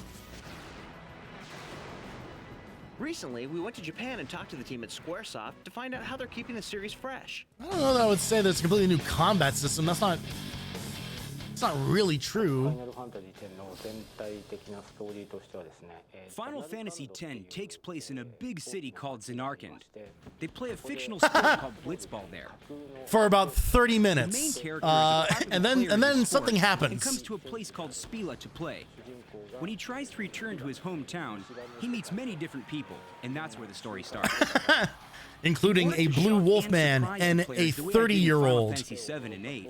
We had to keep including new elements in the game that nobody thought of before. In Final Like Fantasy fire 10, and water. We could add the voiceovers for the characters and show the facial expressions very well. Here we go. Because of that, I kept the overall story very simple.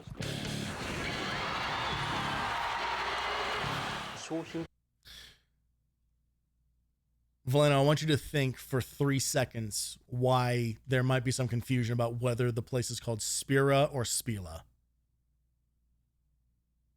And then you can probably answer that question for yourself. For the theme of Final Fantasy X, all of us wanted to create something that other companies hadn't done. That was our main goal. Independence is the main theme for the story. Independence from society or parents as you grow up. Jesus Christ! The battle system's here, guys! Wake the fuck up! This time we're introducing the count time battle system instead of using active time battle, which we used in the previous games. In this system, the player can stop time during any part of the battle. Then Oh the yeah, player I can guess open up a 10 window on doesn't the screen use- that shows the order of attacks. Doesn't So the use, player can play active strategically by seeing which ATB, monsters are going does to it? attack and which characters will be able to attack. I want the player to enjoy the strategy of the game. For the hardcore gamers who enjoy the battle scenes, we created something called spheres, which you receive by attacking monsters. This item allows your character to advance more quickly. For example, when you damage a monster 1.5 times more than his hit points, you can receive more spheres. This way the game maniac can be satisfied by rewarding them with faster going characters. Oh, good news for the game maniacs out there. For the normal player, if they memorize the monster's characteristics, they can finish the battle scenes quickly. That's what we were There might be a couple of translation issues here. considering when we created the battle system for this game. We took into account both audiences. By the end of the game, you will have 7 characters in your group, so we gave each character a special skill. You'll only want to use 3 of them, though. Why don't we let our summoner show us what she's made of? This way, the player has to utilize each of the different characters. Nothing to fear, the hero's here! I want you to think about each character's skills when you battle a strong monster, so you know which character should fight against which monster.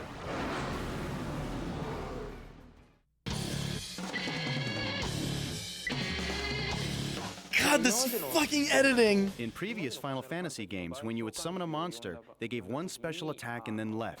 So they were usually like magic attacks. Titus is his own character. In fact, he should have been kept alongside you. all alone, far away from everyone else. Summon monsters are very important for the storyline, so I thought that the player might enjoy seeing them in a battle scene.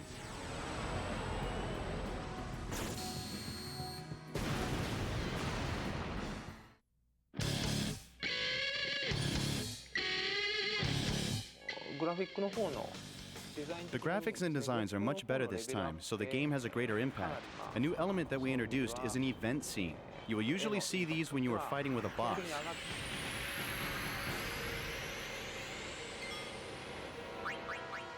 So for example, you can fight on top of a flying ship or the edge of a cliff. We use a special situation to start a battle scene so the surrounding elements become part of the battle. The graphics and the camera work will change depending on the situation. This gives the player a more cinematic feel.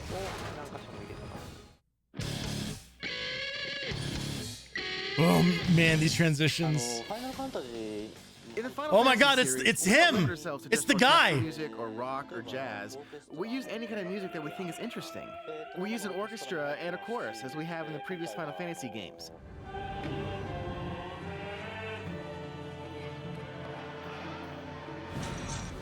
But this time we also use some rock and roll sounds to give some scenes a harder edge. I didn't realize that he just looks like everyone's dad.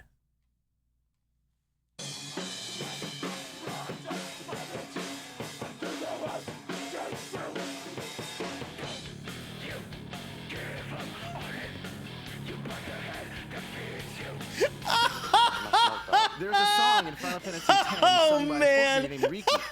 She lives on an island south of Japan called Amami. We asked her to sing the main theme song in Final Fantasy X. Oh, please show her doing the exact same thing with the mic.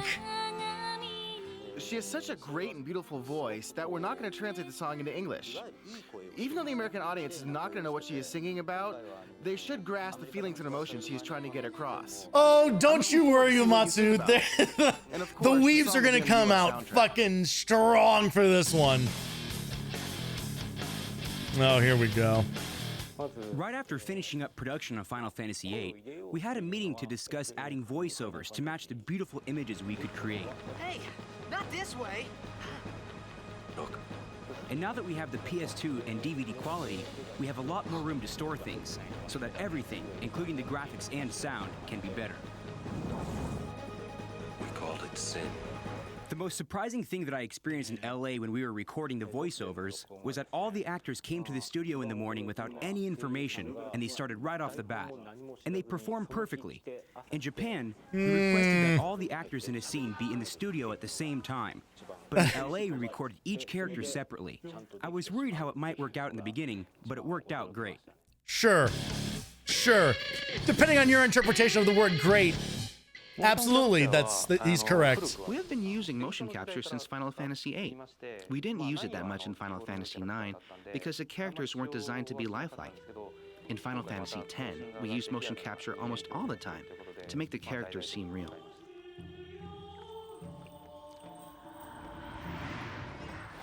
Now that we have the power of the PS2, the LA voice actors record their lines one by one, and Yuna dances. Movement and facial expressions for the characters. I really appreciate that we could show these details.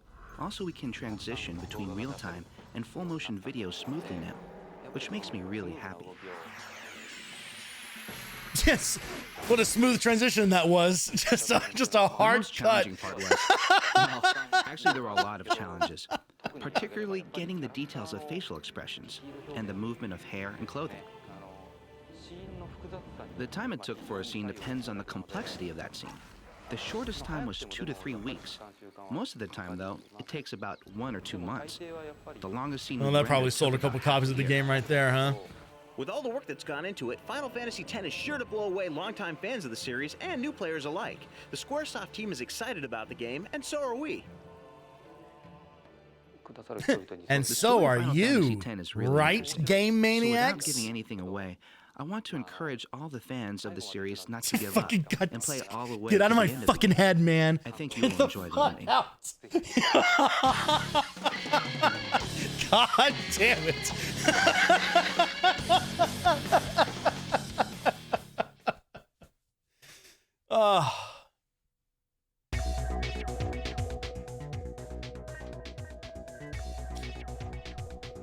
I know I was talking a lot of shit about that thing. I don't want to. Obviously, the game is very important to a lot of people, and I will say, for what it's worth, and you can say this about a lot of the Final Fantasy games, like they are pretty groundbreaking, and they are like important from both like a technical and just like general like design process and everything. Like there's a lot of love and care that goes into them. I just really don't like this game. I just really don't. It just doesn't work for me. It just doesn't. Out of all the ones I've played, Dissidia Duodenum is still my favorite. That's the, yeah. Yeah. Obviously the one that's the most like a traditional Final Fantasy game. Yeah, I mean, listen, I've talked plenty about like my love for 8, you know, like everyone has theirs. Everyone has their Final Fantasy. Everyone has their Star Wars. Everyone has their Final Fantasy. Everyone has, you know, whatever. It's just like everyone has their Pokemon. Like everybody has like their Zelda. You know, like everybody has like their one game in every like franchise or whatever that is like, you know, is like the thing for you. It's just that by comparison, it's just everything else just doesn't do it for me. And 10, I will admit, like, 10 is like a combination of a lot of things. It is. I don't care about the story or the characters at all, and that is a huge problem when you're doing a tens of hours of long RPG. A lot of that has to do with just like the voice acting and the voice directing. It's that very like saccharine, schmaltzy anime delivery on everything. You know, it's listening to them talk about like how the actors came in and didn't perform any of their scenes together, and it's just like it worked out great. It's just kind of like, no, it fucking didn't.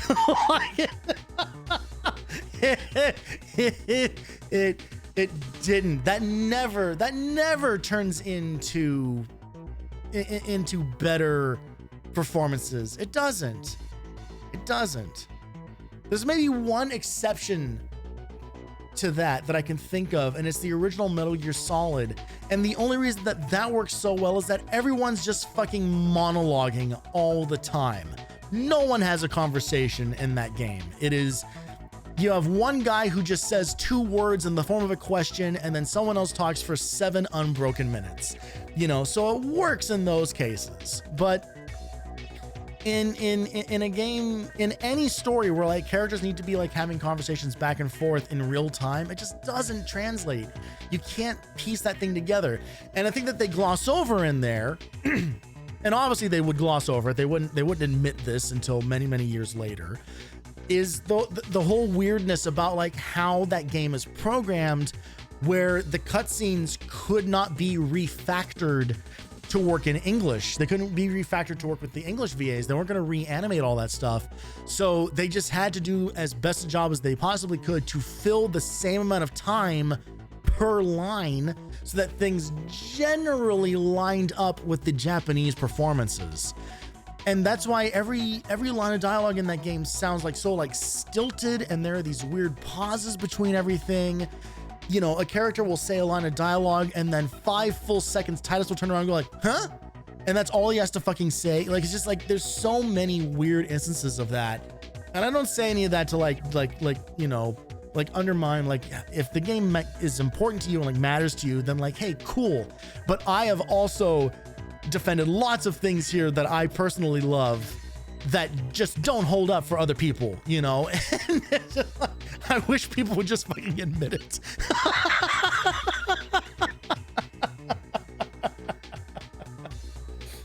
It's just not the way they do it anymore. Yeah, no, and believe me, that I was just talking about how like some of the performances in Death Stranding 2 are like really uneven so far.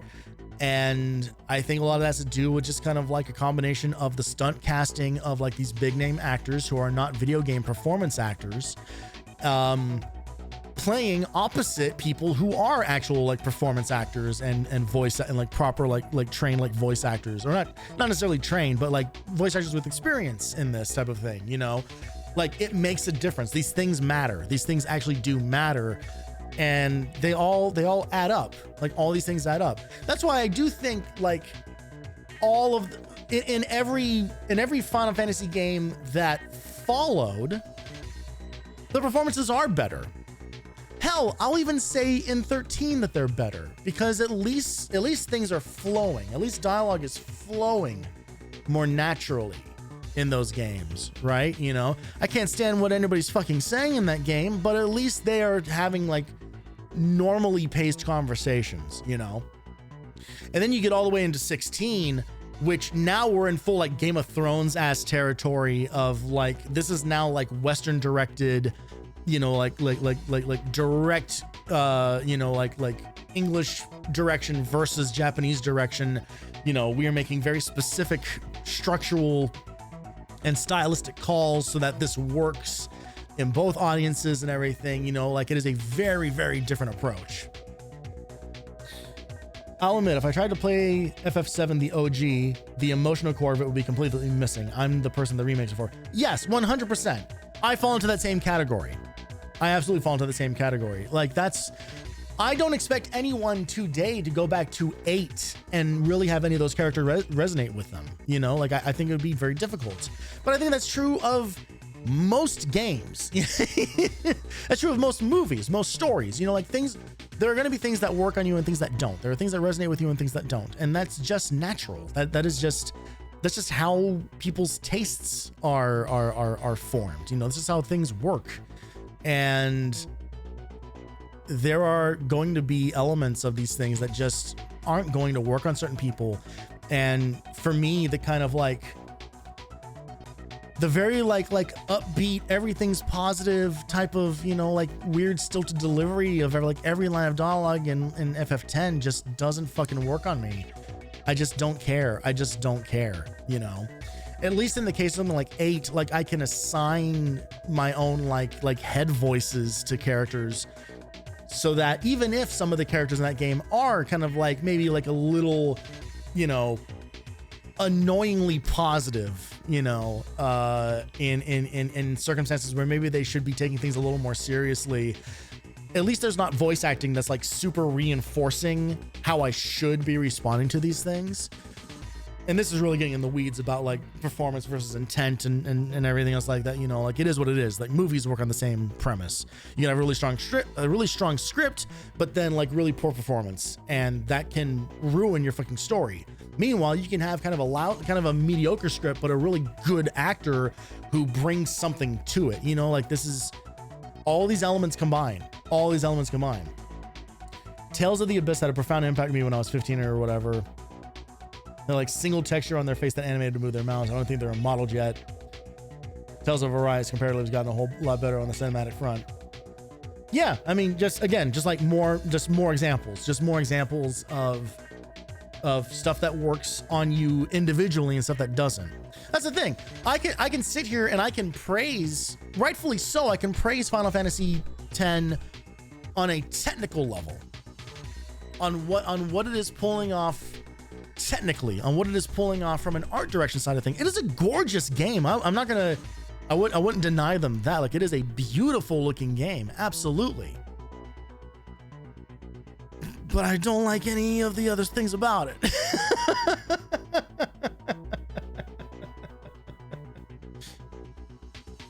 I think Abyss kicks that game's ass on the story front. Oh, compared to Arise? Sure. Probably. I mean, I'm going to take your word on these things, right? I played, I think, 2 hours of Arise, and that is the most experience I have with the Tales series at all. Say for the one time that we tried to do that collab and everything kind of fell apart on a technical level. Anyway, this has been prime yapping territory so far, and we're not even, I think we're only like halfway through this first demo disc. We gotta get moving. Frequency, here we go. Have you ever dreamed of being a rock star performing killer songs to the roar of a crowd? Well, Harmonix, a Boston-based developer, has now made it possible, even if you can't play a note on a guitar. Get ready to hone your skills on the world's new... I love them saying Harmonix, a Boston-based developer, because no one knows who the fuck Harmonix is yet.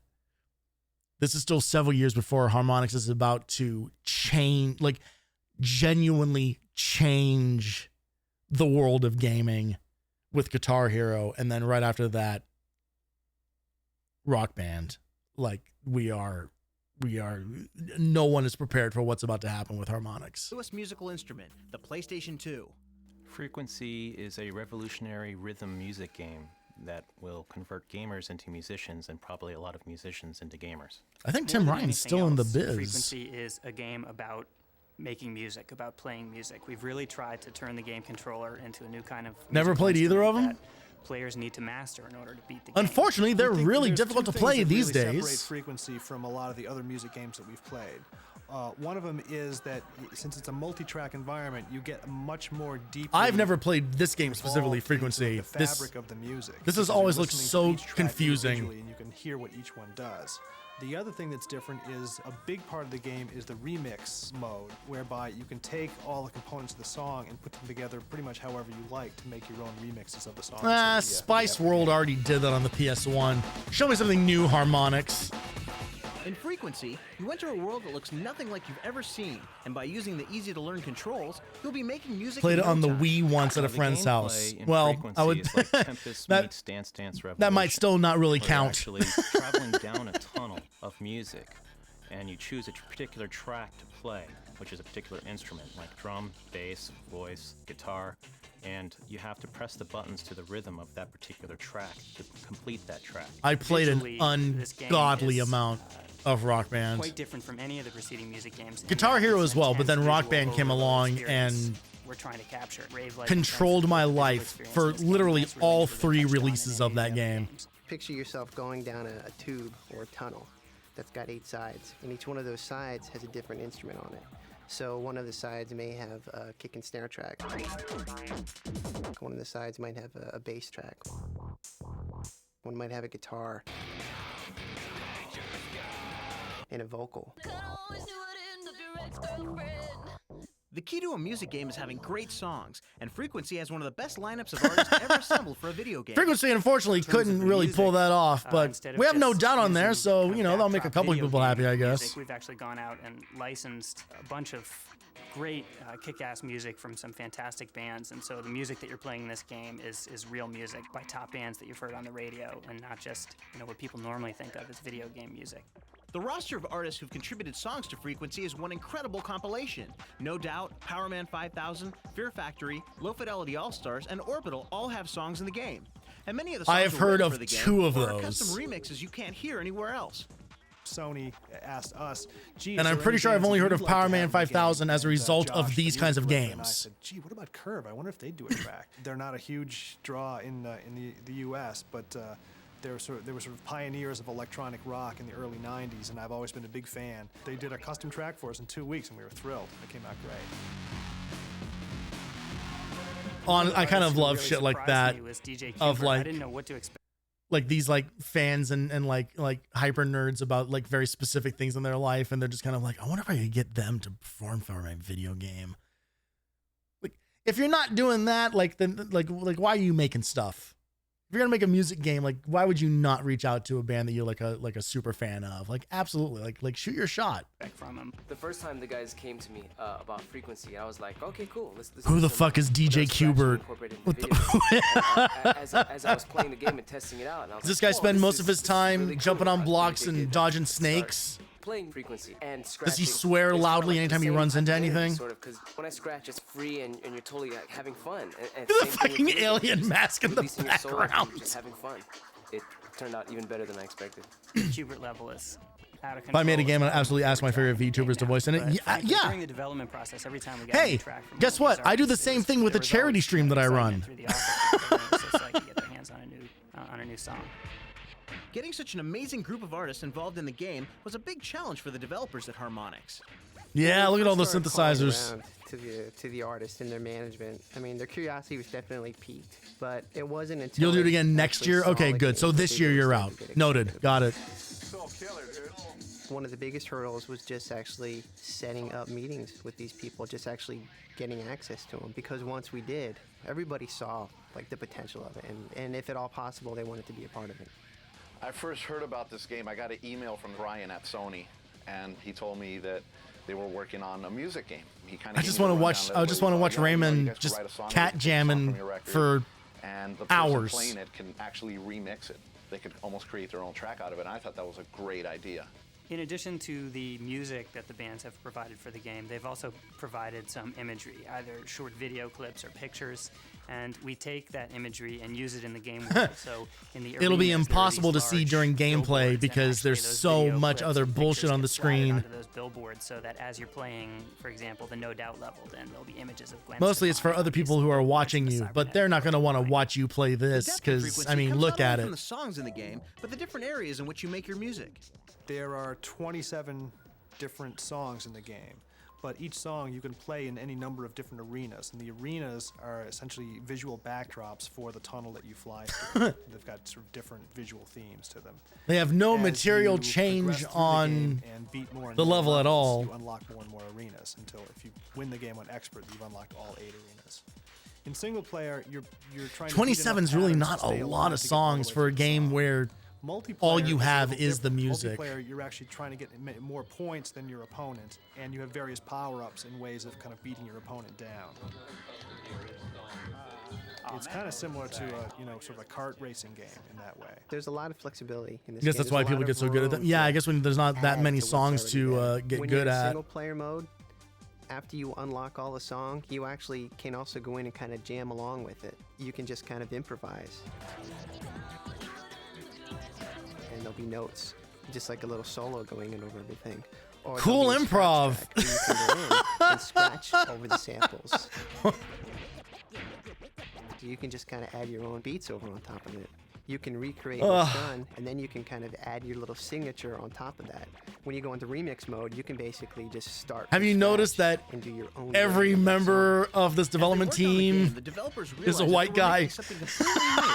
Hasn't maybe become extremely obvious I think the in idea that of one Frequency moment? from the developers was to give people who didn't necessarily have the time or the ability or the skills to write or produce music to get the enjoyment of actually creating music. I think it's going to appeal to a lot They're of people all for whatever linked. reason, because everybody loves music. Everybody's cool loves music. One of the things we figured out was there's just millions and millions of kids with really good video game skills for which they get no real credit, but it's a real skill. So the high concept that we came Goddamn up with right it was, is. hey, let's Where's build a my game award? that allows you to express yourself musically with a skill set that you already have, namely playing video games. Where's my What we Webby really tried for to do in this beating game is Street present Fighter an experience to the 2010? user which looks and feels like a video game, and they can use the skills that they already have as video gamers to get inside it and master it. But at its core, it's a game about making music, and they realize once they're into it that what they're really doing is not playing a video game. What is so this much as fucking nightclub imagery with like this bullshit steampunk cyber dance shit? Speaking of which, you got to play Cannon Spike. That's the. It's like the beat 'em up, right? It's like a Dreamcast beat 'em up.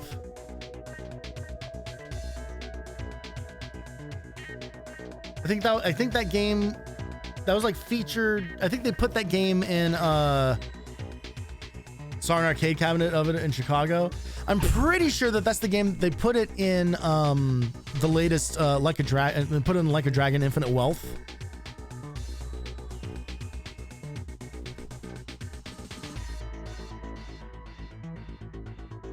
I think I'm thinking of the right game.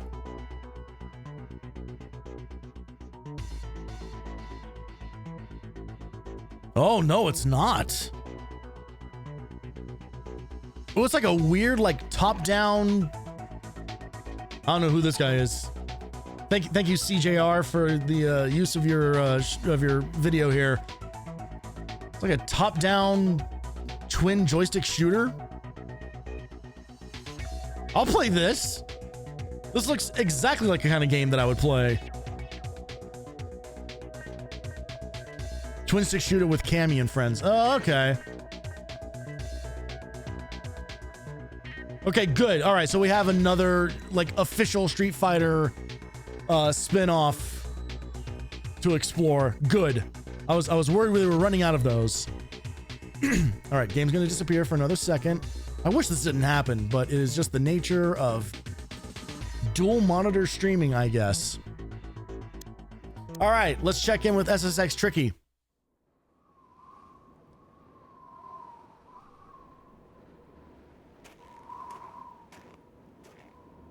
God, this fucking stock wind sound effect. More record scratching, just more random fucking record scratching.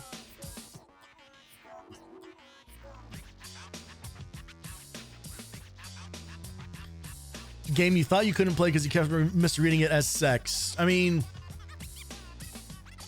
you get good enough at these games and they basically are kind of like sex on a mountain. After almost a full year of playing SSX, we felt that we were ready to hit the slopes ourselves and put what we learned in the game to good use.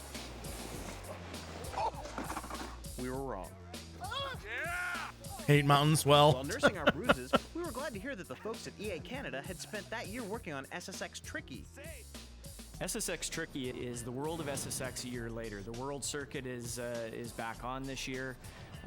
We have 6 of the original riders coming back and 6 new riders joining the season as well. Doing the robot and the running man and the cabbage last patch. year's stops on the tour are back as well. Over the course of the year, you can expect Oh God, I love how you can just tell when some of these games were made. considerable changes. We tried to reflect the same kind of thing in our courses, but we also did a lot of deliberate work to try and make them a lot more fun and really enhance the show-off aspect of the game as well. Give the player a lot of opportunity to pull more tricks. Garibaldi is a dramatic run. Well, we couldn't wait to get our hands on the game, so the first thing we checked out was the new tracks. Garibaldi is a new first course. One of the things that we discovered with last year's game was that we wanted a much more forgiving first track. Large air, big drops, very fast speeds, with very wide bank turns and that. So it gives a much Just more describing me. first experience for people to kind of get their bearings on the track. Every announcement sounds like doing a Sonic impression. Yeah. Make it easy enough for the first Yeah, time there's. I mean, that was and again like this was early 2000s. Like that is the era that we are in. Elements that are very effective for the experienced user as well. We have a huge drop right off the bat. It's about 300 or so meters free fall. So yeah, it's a great new track. Not only are there new courses to explore, but a whole new crew of riders to choose from.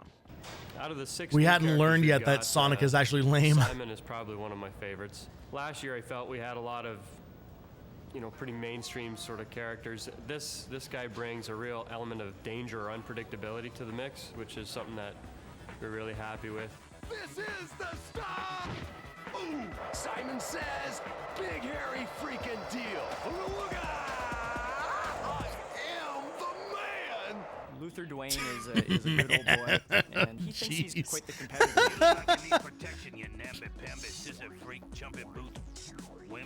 His sheer size is the thing you need to look out for there, as well as his attitude. Oh, I didn't realize that Bob got his start in SSX. And you really just try and make sure that your biggest visual cues are going to come across, particularly from your rear view, which is the gameplay view for the most part. So looking at a character's butt down a hill all the time, it better look good. So I guess Luther Dwayne is probably a good example of that. He's got quite a sizable crack showing in the game. One of my You know what? new characters Shout out to the is a SSX team character for that's been including described as kind of dorky cool. a non-traditional body type in their He's got a character red selections. afro. Upon physical first impressions, you're kind of going, what a dork. After you kind of get a little bit of a sense of his dialogue and his delivery. But also, we gave a white guy an afro, so He's just baby got his own steps. style, his own thing going on. Baby And he's steps. voiced by David Arquette. Just kidding! And that was a huge contributor to the overall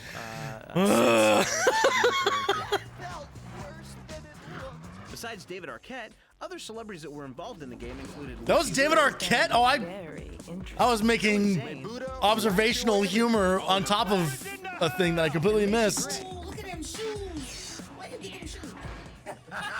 The surprising thing for me personally was that a lot of them were familiar with the game and had actually played it quite a bit.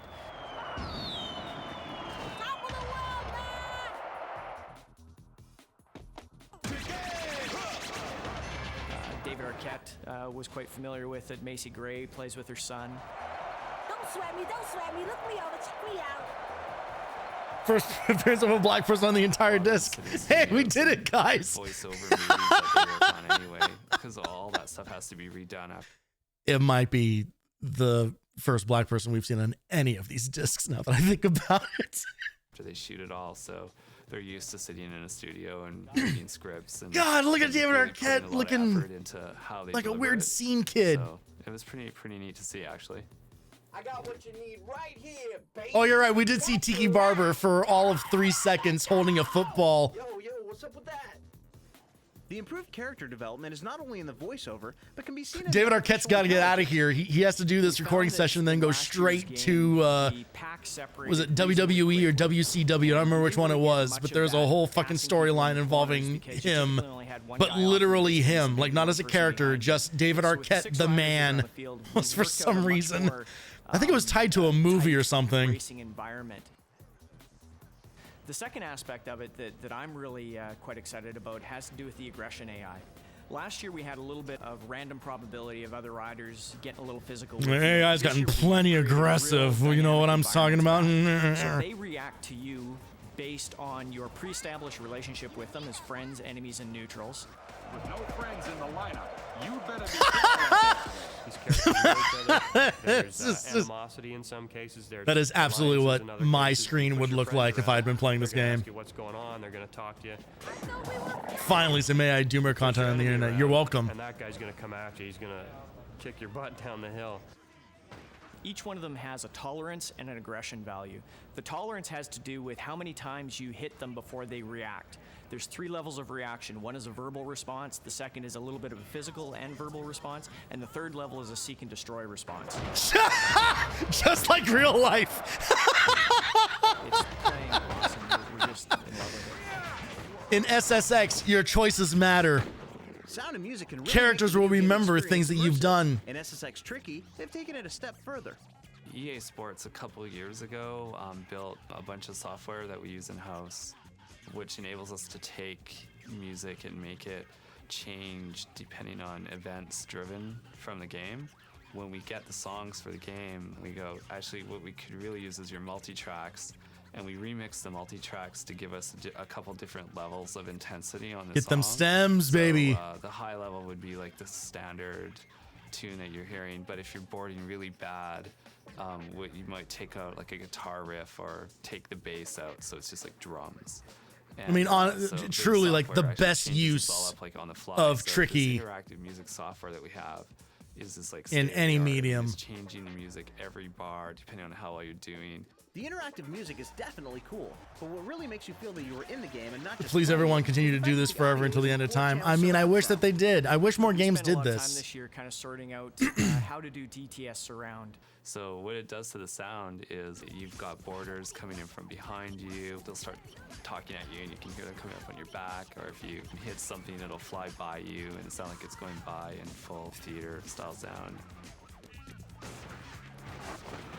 Even 13.2, otherwise irredeemable, does it super well. It's really hard to go back to stereo because it sounds so good. It's just, it's really immersive. It's like you're in the middle of the game.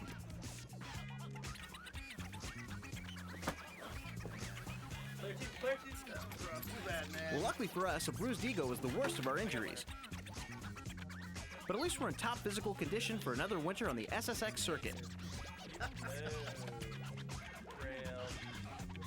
Always with the sketch, always with the sketches, always with the skits. We got to make sure that, make sure that we complete the through line of these guys hurt themselves snowboarding on a real mountain, a thing I forgot about.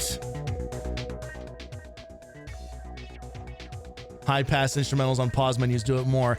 I mean, yeah, I mean, I think definitely one of the best examples I can think of at least recent, and it's a game that's already like 9 years old or whatever, or 7. I think it came out in 2019. But Nier Automata, you know, it like does that extremely well. Like the way that they layer music kind of like as you go through it. My favorite is that I love that there is like a chiptune version of every single song in that game, and it matches exactly 1-to-1 with wherever you were in the track. In the overworld, when you go into the hacking minigame thing, it immediately goes to the chiptune, and it's so fucking good. It helps that all of the music in that game is also fucking phenomenal. Like, starting with good music helps a lot. But yeah, little touches like that are the kinds of things, again, like I was saying earlier about like you can have like kind of like a mediocre script, but a really good performance can like elevate it. You can do that like kind of like okay music, but then like it flows and like it builds and it moves like with the gameplay and everything like that. That carries stuff. Like that is style right there, you know? That's why Persona 5 can have really, really fucking annoying characters, but I still fucking love it because the style around everything else, like it all like builds, like it all like works with it. Okay. Oh God. All right, we're in the cool move section. We got stuff for Portal Runner, Eco, more Tricky. Okay. Well, we played the demo for Portal Runner and it was fucking bad. So let's just see how to get 100% completion in the game. And that'll clear me of ever needing to look at that game ever again. Hi, my name is Jesse with the 3DO Company. And Hi, today I'm Jesse. going to show you a cool move for Portal Runner for the PlayStation. Oh, they 2. got the guy In Portal from Runner, it's very the important for developer to player come do obtain this. 100% of the gems collected in every single level. This opens up bonuses and Easter eggs later on as you finish the game. Not that you want to play them. In many of the levels, it's Unfortunately, not your very reward large for gems. unlocking You everything can find is gems more just sitting Portal on the Runner. ground, just like this. However, if you collect all of them, you'll notice that it doesn't add up to 100%.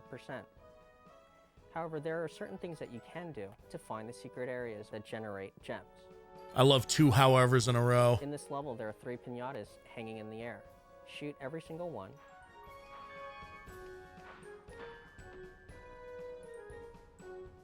And it opens up the secret gems. Are you fucking kidding me? And this will help you get 100% of all. There gems better in the be a level. goddamn hint in the game that explains that you can do that. Why would you However, think to the do key that thing to otherwise? remember throughout the whole game is that there are many things. Ultimately, there's each nothing level ultimately that can be you done shoot about it. Yeah. will generate secrets. Yeah, unfortunately, it's an unfortunate situation. So again, in Portal Runner, if you see something in the level that you can shoot, shoot it. This will be helpful for you to get 100% of all gems collected within the level, and this will open up Easter eggs and bonuses later on in the game. See something, shoot something. All right. Let's look at Eco. Hello, my name is Nathan from the Tip Team and Consumer Service. Today I will show you a Hi, cool Nathan. move for the game Eco for your PlayStation 2. The problem we have here is getting across the large chasm by the giant windmill. I'm going to show you how it's done. Take a look. Run forward You and see press the chasm jump directly button. ahead of us, and the lever we need to reach on the other side. To get to that lever, we need to travel to the top of the windmill, and in doing so, we need to leave the princess here because she can't make that trip. So go ahead and travel around the pond here over to this small staircase. The princess is basically a concrete block wrapped around your feet for this part of the game, so we're just going to leave her here on the side of a mountain. So we'll take the hard route up. Climb up this ledge and shimmy over to the right. And once we reach the other side, we will find 3 more ledges directly above us. God, you know how much I love it when the cool moves are literally just, here's how you play the level normally. Your footing on the final larger level. Make your way to the other side of the tower. Ooh, camera. Ooh, camera. Come on now. Windmill blades. We want to jump to the center of the windmill blade and grab on the post there. And we want to shimmy to the right, nice and slow so you do not lose your grip. I don't think you have a choice in that. I'm pretty sure you just kind of move at the rate that you move at. And once you get above the structure, go ahead and press your triangle button to jump away from the windmill blade. Now we've made it to the top, and from here it's pretty easy sailing. Just follow the path, past the save couch there, along the wall. We're going to pass the idle doorway that we will return to once we get the princess, down to where we find the lever. I do love that you save in this game by sitting down on couches. Bridge emerging from the wall. It's so incongruous to the rest of the design of the game. It's kind of hilarious. Slowly travel to its edge. Go ahead and press your R1 button to extend your hand and help the princess across. Is she gonna make that jump? Oh dang! Oh my God! Surely there's a safer way to do that. From there, you can travel back to the idle doorway. The princess will work her magic, open the door, and you're one step closer to escaping the castle. Now that you've seen it done, go ahead and try it yourself. Good luck. Thanks, Nathan. I think you said your name was. I still want to play it. I still want to play through that game. All right. Everyone listen close because we're absolutely going to get some great needle drops here. Hi, I'm Steve Anthony, an assistant producer with Electronic Arts Canada, and I'm Hi, working on Steve. FSX Turkey. I'm going to take you guys through a couple of Eddie Wachowski's Uber tricks today. So we'll go right into the game here. First thing you'll notice is that the adrenaline bar on the right-hand side is all filled up. That means my uber tricks are ready to go. So go up, want to hold down X to max out the jump, hit R1, and then square. So that was the hand-to-hand air uber trick. Like So the key every is always time just they to keep like they hit landing that tricks. You'll tricky, always like it's maintain so the fucking adrenaline good. bar being maxed out, which is what you want. As long as that tricky is spinning, you're good to go.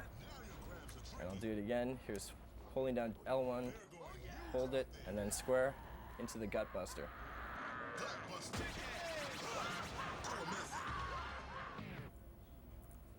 And that's the way to do sweet tricks in SSX Tricky. Enjoy. Thanks, man.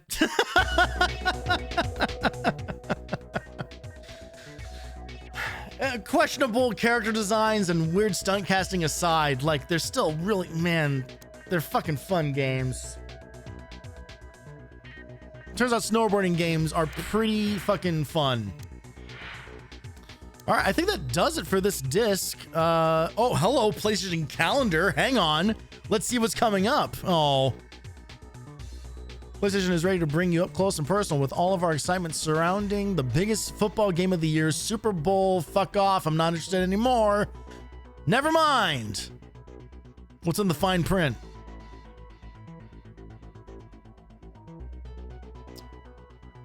Just a... Okay, well, there's a phone number you can call in case your PS2 cords are acting funky. So make sure you go dial that number now. That is absolutely being used to like spoof numbers to be used for robocallers. I got what the oh, okay, it's just a trailer for Grandia 2. All right, that's fine. We can watch some trailers, I suppose. Did have to replace my first PS2 because the laser went. Ooh, oh, woof. Oh, that sucks. That is a bummer.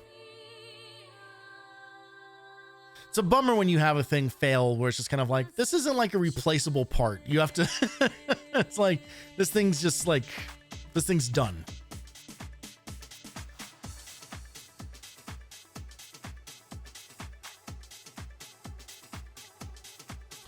Big surprise, never played the Grandia series. Can you think of 3 reasons why?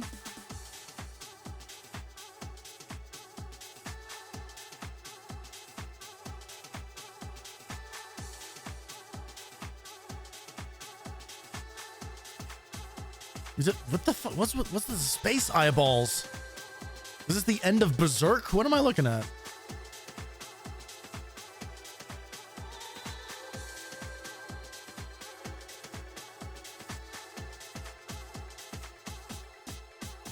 Giant orbital laser. Maybe I should play the fucking Grandia games. They look like they might be kind of cool. Always interesting thing where I can know that I would have liked a game if I had played at a certain point in my life. Yeah. that's how I felt. Just now I couldn't know. It's funny because that's how I felt when I was looking at Cannon Spike. It's just kind of like, this seems like the kind of thing I would have absolutely gotten into. How can we tell the difference between like a demo or a video? I guess we don't really know. I guess we'll just see which ones are videos and we'll watch the videos. Started the first one recently. The aesthetic is cool. I've been in the obscure PS2 RPG mines. Have you finally freed yourself of 11? Have you broken free of your self-imposed prison? Playing it right now. God damn it.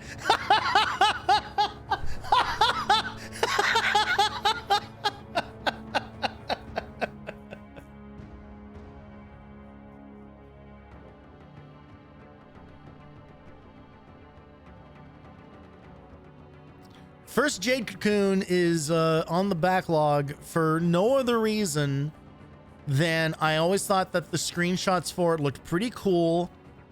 And the idea of playing a game that's essentially Pokemon, but not being Pokemon, appealed to me.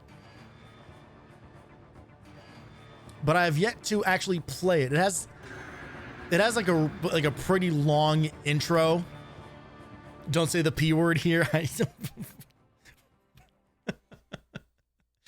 Valiant and I may have had a very long conversation about Pokemon earlier today.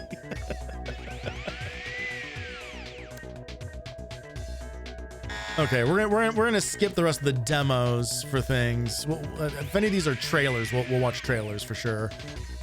I'm absolutely not playing the demo for Dynasty Warriors 3. Fuck that noise. We've seen enough about XSX Tricky. We know about Final Fantasy's Crash Bandicoot. Is this a trailer or a demo? It's a demo. This is... If I had time, I would maybe fire that demo up, but I do want to try to get through one more disc tonight. Let me put it this way. There are 3 good Crash Bandicoot games. They're all on the PS1. That's pretty much it. If you want to count the Insane Trilogy remake, sure, fine. The point stands. Everything that was not made by Naughty Dog is not good. This is Crash Bandicoot. Both Crash and Spyro went, I think, I'm probably gonna get this wrong, but one of them went to Vivendi and I think the other one went to Eurocom, and neither of those developers was as good at doing what Naughty Dog did ever. And so you just end up with these really, really fucking clunky and weird PS2 era platformers that absolutely do not hit the same as the original PS1 trilogies for either of those series. All the Spyro games on the PS2 and the original Xbox are trash. One of them is like kind of okay. But then Crash Bandicoot, oh man, there's some real problems. The Wrath of Cortex is close to like the original games. And then Twinsanity, I was genuinely really excited about Twinsanity. There are fun things about Twinsanity, but there are parts of that game that are like legitimately broken. Like it is buggy as hell. And oh God, it just breaks my heart. Is this the X7 of Crash Bandicoot? I don't know if there is an X7 of Crash Bandicoot. I wouldn't say it ever gets that dire. It's more like there's a bunch of X5s and 6s of Crash Bandicoot and Spyro is what I would say. Nothing that ever like fully like breaks the entire actually one of the Spyro games is like an action beat 'em up. That's pretty bad. But yeah, it's one of those things where if you came to those games like new, like if you were a kid at the time of like those games and you didn't have access to the originals, they'd probably be fine. You'd probably enjoy them well enough, but they probably wouldn't stick in your head as well because there would have been other better platformers out there by that time that would have taken over, you know, more of the conversation. Yeah, it just wasn't, man, it's just bad. Time Splitters 2 and 3 are pretty fun shooters. They're very weird. They are very weird, but goofy in a really charming way. This is a trailer for original Half-Life. It is not. Never played original Half-Life. I think it would be very difficult to go back to that game for some reason. All right, I've changed my mind. I don't even really care. The rest of these games, I don't even care if there are trailers. All right, we'll get a trailer for Splashdown and then we'll call it Wild Water Racing.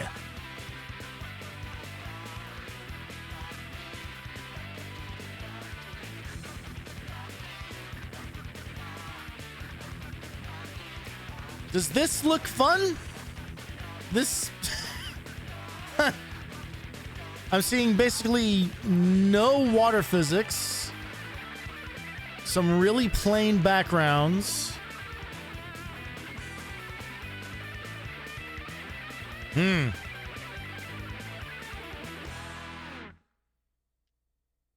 Well,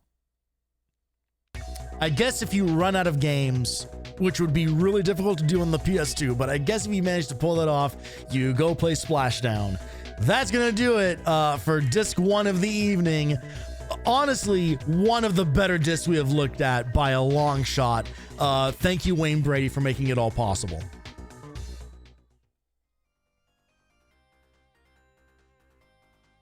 I have got to fix that fucking transition because there's a thing that happens on it and I don't think anyone has noticed it, but I keep noticing it and I need to make it right. There was a lot of good stuff on that disc. It was cool having some fairly lengthy looks at like hot shots and frequency. Like, obviously, I know I'm doing a lot of talking over them, but like having and you know, for what it's worth, having a big thing in there about FF10 is also pretty cool. Of just some proper dives, some proper looks at these things. Like that's, you know, that remains a thing that is like the most fun about this whole series for me, is when they actually would give time to these kinds of things. It's so funny. We were talking, I think we were talking last stream about, you know, the difficulty in like the inherent lack of like secrecy or the ability to like put like secrets or whatever. Cause we were talking about, for some reason, we're talking about Metal Gear Solid 2 and we were talking about the whole rug pull, you know, that is playing as Raiden in that game. And it's so impossible. And it literally happened. It's not even video game, but it's like video game related. It literally happened like just a couple days ago. The fucking Super Mario Brothers Galaxy movie revealed that Star Fox is in it. When that could have been like a really fun thing for fans to like be surprised by. It's like, no, we actually just have to spoil this on a random ass Tuesday and just be like, by the way, here's a poster for Star Fox. And everybody has to go.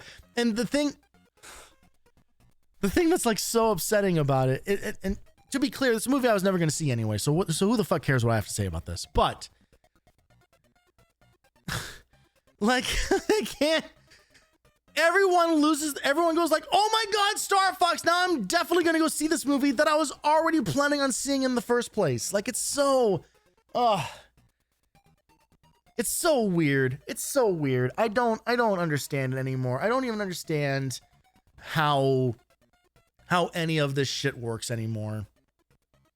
Didn't even have the self-respect to stick to their own twists. It's just unfortunate. Yeah. Exactly. Like, I know it's a fucking kids movie, you know, and like, who gives a shit? But at the same time, like, there are,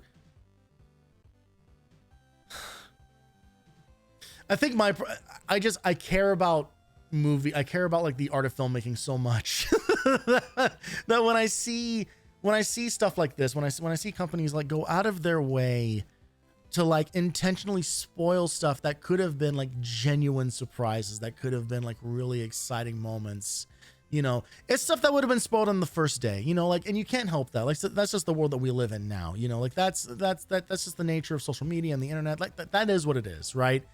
That would have bothered me a whole lot less than the company themselves coming out and saying just kind of like, hey, this thing you're already excited for, guess what? There's more stuff in it.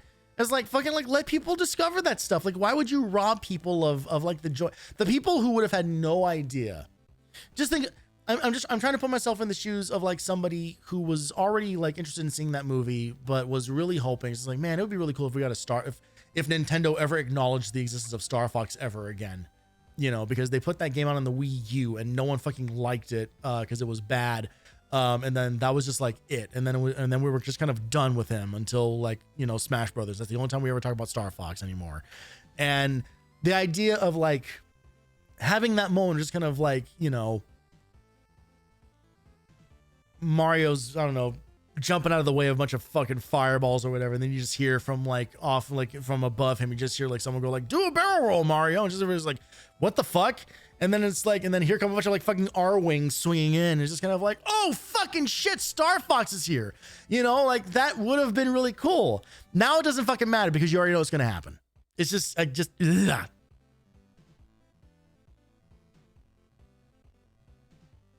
I just hate that everything is pre-spoiled anymore. Everything is pre-spoiled. All of it.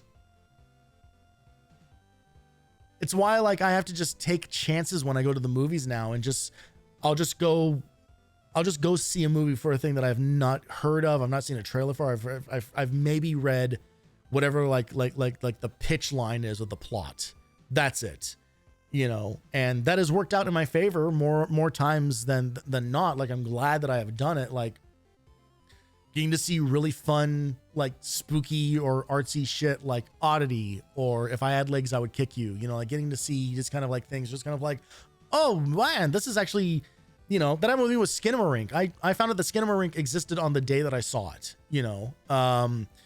And I know that's a very divisive movie and people have their feelings about it or whatever, but like, seeing that movie, like, sight unseen, no idea what the hell it was outside of, like, I saw just like an image for it on Instagram of all things. It's just like, what the fuck is this? It's like, all right, well, I'll go check this out randomly on a day after rehearsal for some show that I was doing. And then, like, having to explain to my friends, just kind of like, so someone filmed a nightmare and like filmed a nightmare from my childhood and put it on a theater screen. And I don't know how to explain this to you other than that. Also, you're probably going to hate it. You know, like trying to explain, like there's so much joy in that. There's so much joy in the discovery. What you're describing is a major reason I don't watch trailers for stuff I want to see. Oh yeah, no, you're it's such a cliche to say this anymore, but it is 1000% true that you are fucking doomed if you see the trailer for any movie anymore. It used to be kind of like this running gag, just kind of like they show the whole movie in the trailer, but they genuinely do. They genuinely do, and every trailer is cut exactly the same. Like I've ranted about this before already on previous streams, but like every trailer is outsourced to the exact same studio. It is a production studio that literally just cuts trailers, and that's why every single trailer since Baby Driver came out does that fucking thing where if there's gunshots or a fight scene, they cut the shots, like they cut the fucking shots and like punches and gunshots to like the rhythm of the music, and it's so fucking unnatural and dumb. It turned me on a thing that I used to love. I used to love that kind of cutting and editing when it was done on purpose and serving the point of the thing that you're watching. That's why I really love Baby Driver, because Baby Driver is about that main character's experience through connecting with music and how that influences the rhythm of the world that he lives in, because in his weird little autistic brain, like that is how he is such a good getaway driver, is that he connects music like with his perception of the world, and that like literally drives him forward, you know. And it's just, and now every trailer is like that and has been for over a decade now. Like, it is so fucking obnoxious. Saturation of Hans Zimmer horns and taiko drums every time. Exactly. Somehow we are still like 20 years later after fucking Dead Island did it in their teaser trailer, we're still doing the like slow dramatic remix of like popular pop song. I can't believe it. I cannot believe this, how little innovation there has been in the world of movie marketing. Like, everything is done exactly the same. I was thinking this. I literally shared a trailer for the next movie coming out from the director of It Follows, a movie that I really, really enjoyed. Same director did Under the Silver Lake, a movie that I fucking loved. Again, another very divisive. A lot of people think that movie is extremely stupid. I think it's fucking incredible. A movie that commits to a series of ideas and just gets crazier and crazier and crazier as it goes. Like, it never lets up. It never, ever, ever lets up. It's very much in the same vein of something like Beau is Afraid, where it is a director just going the fuck off on this very specific vision that they have for a thing. And fuck you, I didn't make this for an audience. I made this for me. I love that shit. I absolutely love that shit. And the trailer, it's the movie is called The House on, what is it? Hang on, I'll find it. The End of Oak Street is the name of the movie. And I watched the trailer for it, and the tone and cutting and editing on that trailer makes it look like it's going to be absolute dog shit. And the only thing that is keeping me like in a theater seeing that movie when it comes out is because of the director's other works. That's it. That is it. But if I didn't know who that director was, if I wasn't aware of who is behind the wheel on that thing, I'd be kind of like, all right, someone's making another like weird like sci-fi movie, and we're gonna watch it how it affects a family, I guess. Fucking whatever, I don't care. You know, it is strictly just because I like that director's other works. That's it. And I had the thought, it was just kind of like, honestly, like every director should operate under the Kojima rule. Like every director should have to edit their own fucking trailer. Truly. Like they should like those should be done in-house. Like those should be done like by the production studio that is also making the movie itself, because they just hand over a bunch of footage to these other editors. And I'm not sitting here saying like, I don't want to put a bunch of editors out of jobs, but they're following like this very specific script. And you know, it's like every trailer has to be cut like just like how every fucking 5-minute crafts video is like the exact same like setup punchline. You know, it's the same fucking thing. Like it's so formulaic, and it's just like, this doesn't work. This doesn't work. Some of the best trailers in the world show you nothing. They are tone pieces. They give you a glimpse into what this thing might be about, you know, and it's just I think the thing that bothers, I'm going to get my fucking soapbox about it. The thing that bothers me the most about it is like, I feel like we are told time and time again, people don't have attention spans. People won't trust a thing if they don't know how it ends. People want to be spoiled on things. And I feel like I am only ever being told that by fucking marketing campaigns. Like everyone is like, we're being like fed these ideas, just kind of like, well, no, this is, we discovered that this is what drives the most engagement. So this has to be what people want. And I think too many idiots have like accepted that and have just been kind of like, well, no, this is what people want. It's just like, everyone just like goes along for the ride. Just kind of like, what the fuck are you talking about? Like, why are we just like accepting this weird narrative that we're being sold on how people like should engage with any media anymore? You know, like why does everything have to be made for clicks and engagement? God, like the worst of it is like the mini trailer that plays before the trailer starts. Like, what the fuck are we doing? What are we doing? Anyway, in further news, old man yells at Cloud and fucking his back hurts, and that's why he's in such a bad mood tonight, I guess. Shall we look at one more demo disc? We're probably going to go a little late tonight, but it has been weeks since I have streamed. So maybe get off my back about it. Let's hop in. Let's get in. We might speed through some of this, but let's get right into PlayStation Magazine issue number 55. Here we go.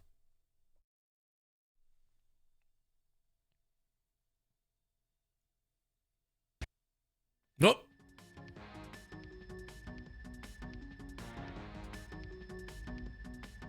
Okay, Mag is in space this time. Oh, hey there. Oh, didn't see you there. Maggie up here in the PlayStation R&D office. We've just temporarily lost power to our gravity generator. Oh, look at them doing sound mixing based on their position in the room. Sneak preview with a tons of new stuff.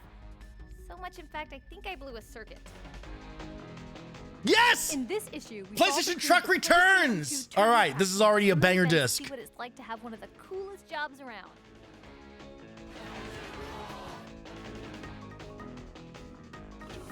Then we headed up to Crystal Dynamics for a look at Blood Omen 2. Legacy Okay. A game that just got a remaster. We also packed this issue with a bunch of cool moves, demos, and downloads, so check them out. Was that Kinetica again? Are we getting a return to Kinetica? Now, if I could Was that only remember DJ which fire goes Qbert? with which. The blue, A man I know exists now as a result of watching one other thing with him in it? the red with the yellow. Well, here it goes. Oops, that can't be good. Well, that just happened. All right, let's see. What do we got on here? In the vault, we got, Virtua Fighter 4. We're just getting right into a trailer for Virtua Fighter 4. Here we go.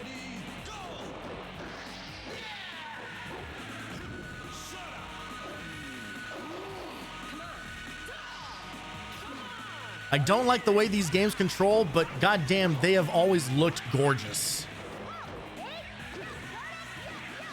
But this is a PS2 game. This looks fucking amazing. Even like hyper compressed like this.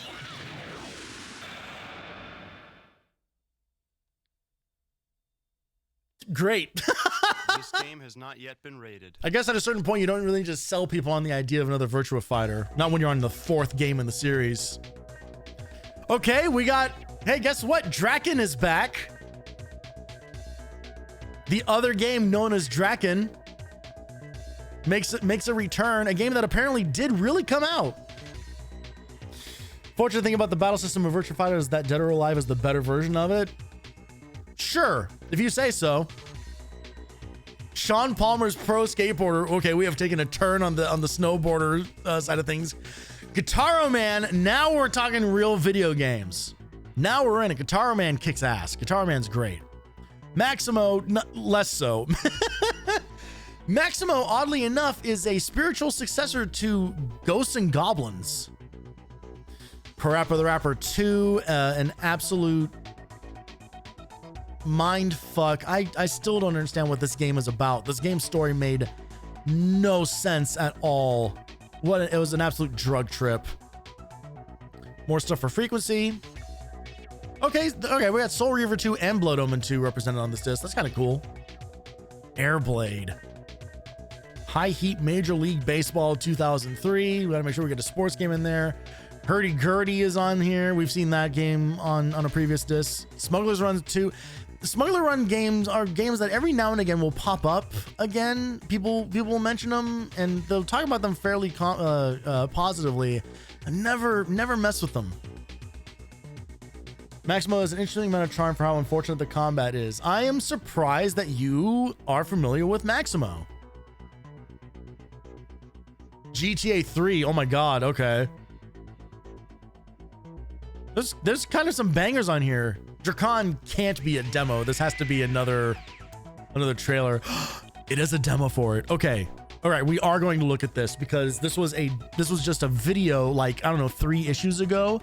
And I wasn't even convinced that it was a real video game, but apparently this did come out. It looked rough. It looked really rough.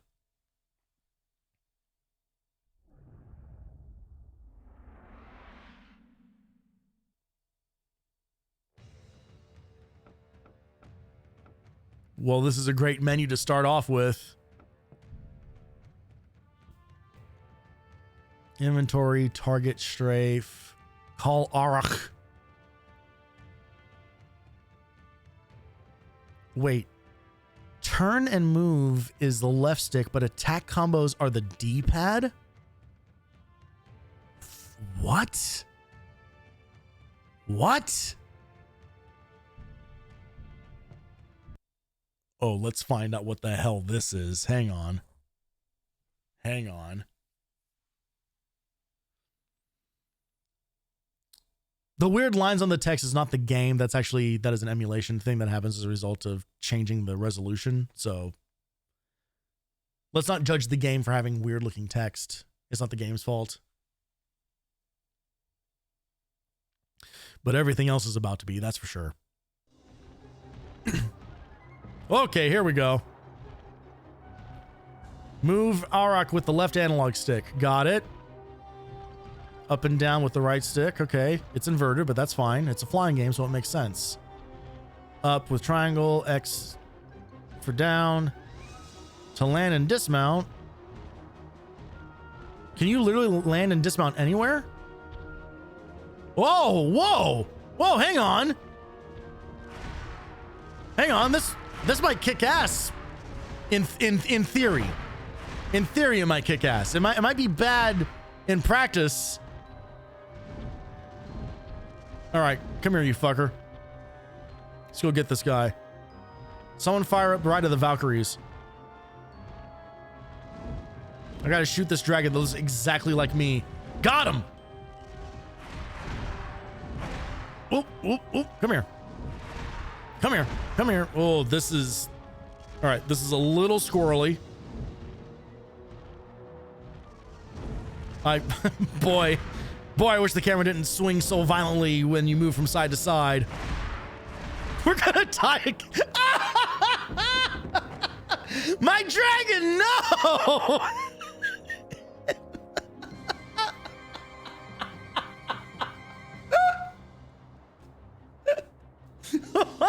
Why are the flying games on the PS2 so hard?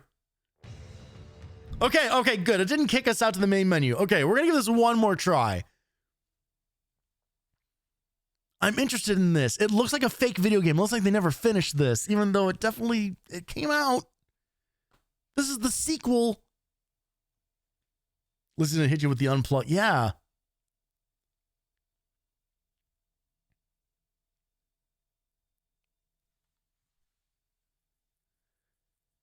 Oh, man.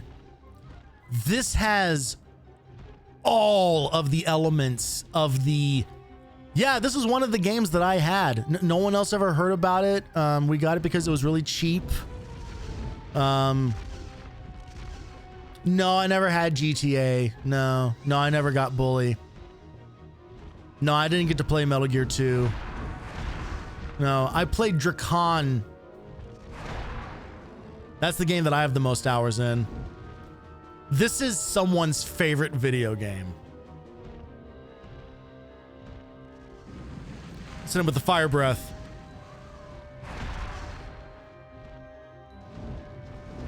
How much health do these motherfuckers have? God, they have more health than me. That's for fucking sure. I'm already getting my ass kicked. Okay, what are the other? Okay, that does that. That does this. Oh, I can actually shoot with R1 instead of square. That's fun.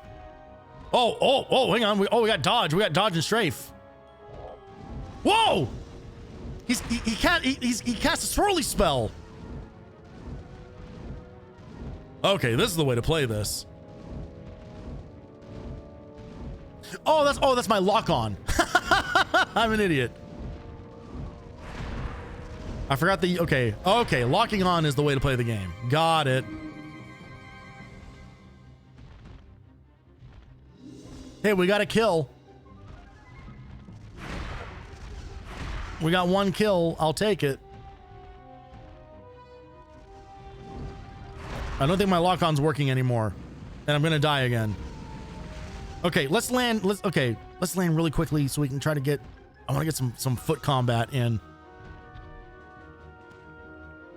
All right. I'll wait here, Rin. Okay, you got it, boss. That scared the shit out of me.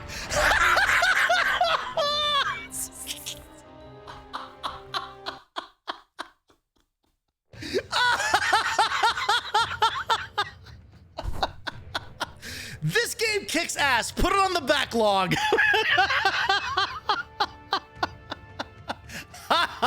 I have to see more of this. I have to see more of this.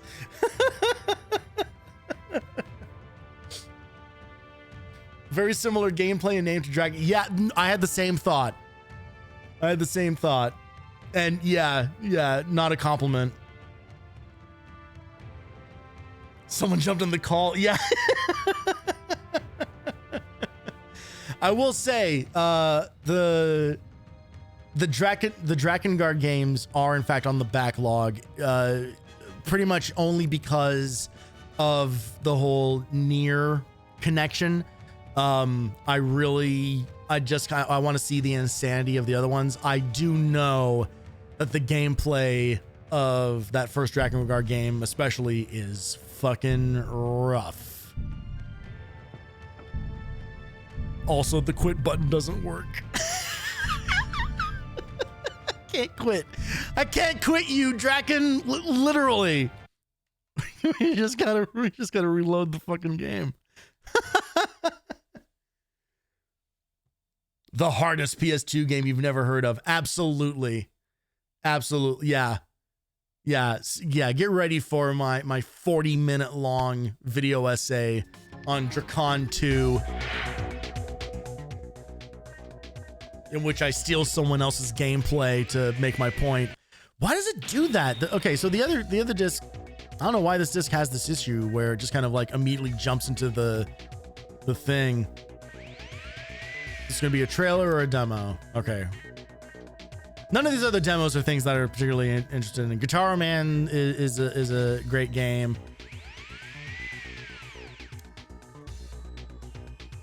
I actually played through Guitar Man on the PSP.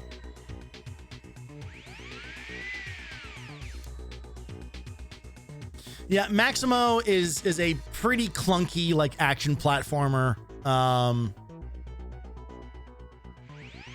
I'm pretty sure I have them on the backlog though, because they were games that I did play a little bit of. I just never got very far in them. Okay, is this gonna be a demo for Frequency? Because I might actually...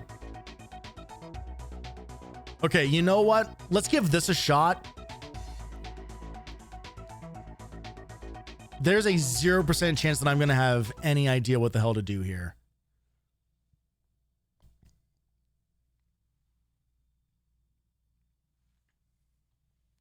But we just saw a making of this, so we might as well like take a look at it. This game that I have never touched. This is also almost assuredly going to get the VOD muted, so, you know, enjoy it while it lasts.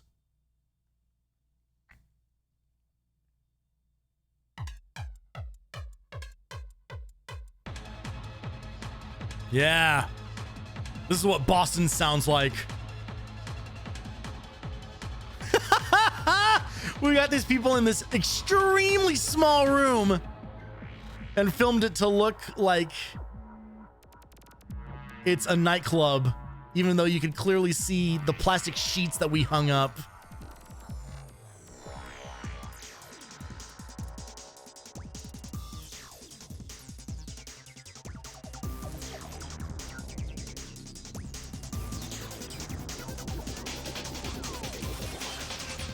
Still in that backbeat era, though. Or breakbeat.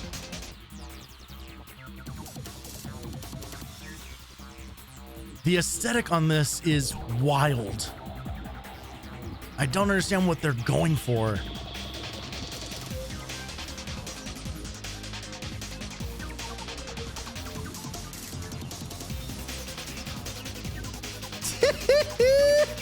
Oh, I want that footage. I want that footage without the effects. I would love that raw footage of just that guy just wearing his stupid goggles going.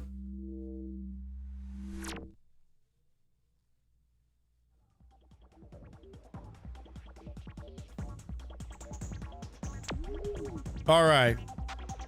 No, okay, no other options available. Let's just go right into it.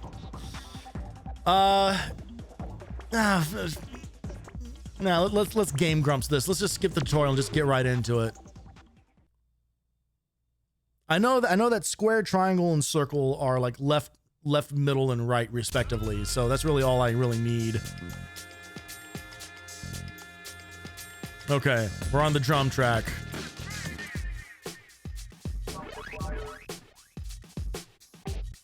Oh.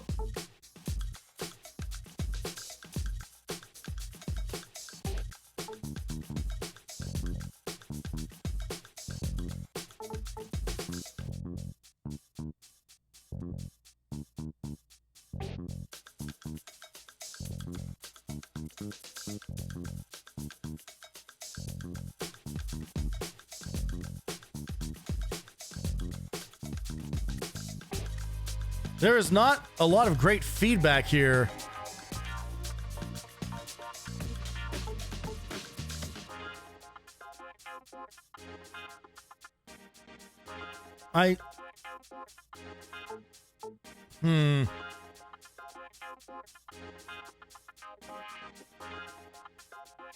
All right, I'm starting to, I think parts of this demo might not be, okay, all right, you know what? I lied. Let's look at the tutorial. Because I thought that I had the ability to, oh, okay. I thought that there was like a whole thing about being able to like move a thing like along the middle, kind of like slide it left and right, but that wasn't happening. Welcome, DJ, to the world of frequency. Actually, it's Tony. Program designed to familiarize you with your freak console. Let me show you around a bit. Freak console. Jesus Christ. Designed for the high-speed transmission of musical data. This is your frequency activator, the modern musician's instrument of choice. As notes pass through the activator, press the button on your controller that matches their position. Try using the Yep, I figured that part out. R1 and R2 buttons to catch the music passing through your activator now. Excellent. You can also use the square, triangle, and circle buttons to catch the music. Choose the way that works best for you. Let's continue. Play 2 bars of music in a row without missing a beat, and you'll activate the entire musical track. Here comes the drum pattern again. The bars you need to play are highlighted in green. Try to play the 2 bars without making a mistake. Excellent. You just activated the drum track. Okay. By catching this phrase, you have activated all the drum notes in this section. Now that you've activated the drums, we can move on. I'm transmitting you more data on another track. Prepare for the bass line. Use the left and right buttons. Oh, so you're kind of like building up each track individually?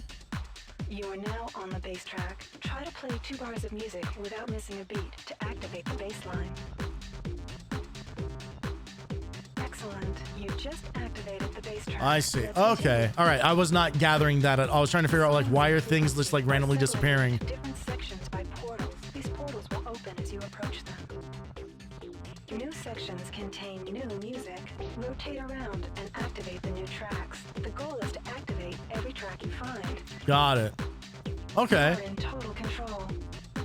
It's very, man, like the Guitar Hero and Rock Band are like so simple compared to this. If you run out of energy, the game will be over. I can understand why. I can understand why this game would be like a cult hit for people that are really into this, which ended up being the case. I also understand why this game did not take off the same way that something like Guitar Hero did. This is like they tried to like make like a whole game out of music when really all anybody just wants to do is pretend they're playing the guitar. To acquire a power-up, power-ups can be deployed by hitting the X button. Deploying a multiplier power-up will increase your score for 8 bars. Deploying an auto-catcher power-up will automatically catch the rest of the notes in a section. For more information on power-ups in solo and multiplayer games, consult your frequency manual.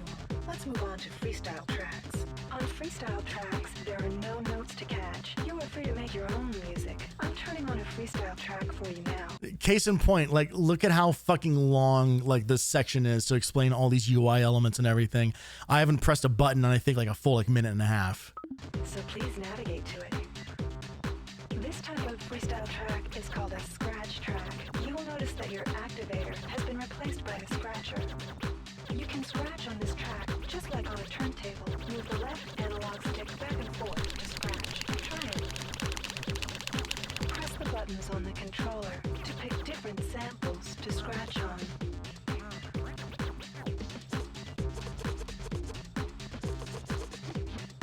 This is one more type of freestyle track called an axe track. I'm turning on an axe track for you now. Am I supposed to try to match?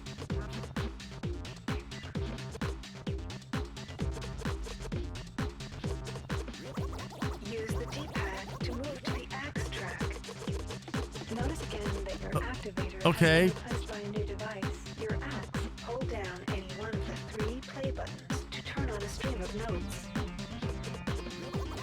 Move the left analog stick left and right to move the pitch of these notes up and down. Whenever you see a freestyle track light up, you can make music on that track to get more points. Practice these techniques to be a frequency champion. This tutorial is now complete. End of program. Okay, I just pieced together that the parts that we're going back over are things that I recorded for like the previous measure. So you're kind of like building up. Oh, okay. Okay. Ow. Fucking goddamn it. Okay, I thought that was gonna hurt more than it ended up doing, but I did just like skin part of my knuckle on my fucking mic. I'm just so into the game, man. Okay. All right, let's try to do at least one track here. We'll get out. I know that this is longer than I expected to spend in this fucking demo, but I'm glad I at least understand what this game actually is now.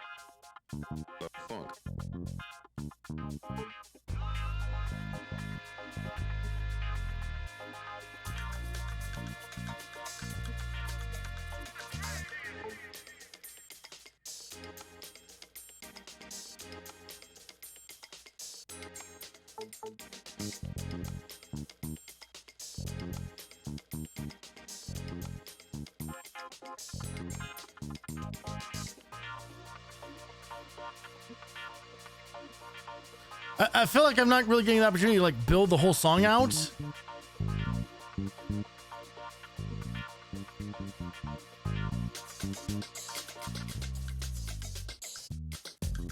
Like there's literally too many tracks to cover.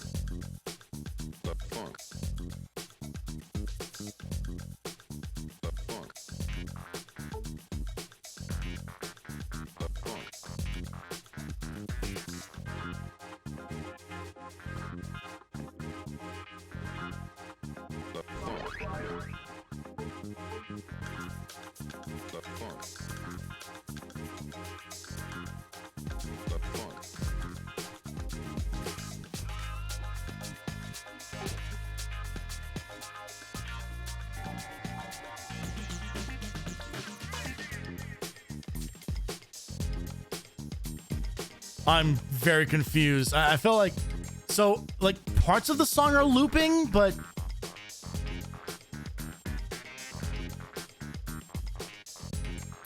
I can't really tell what rules are governing.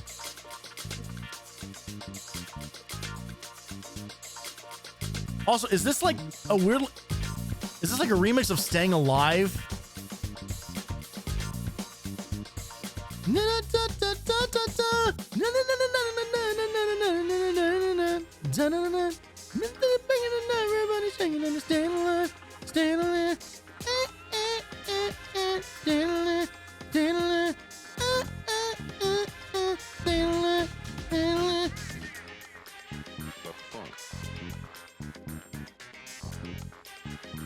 Oh god, and there's just like, oh man, some of this stuff like isn't in rhythm at all. I don't understand what they're going for.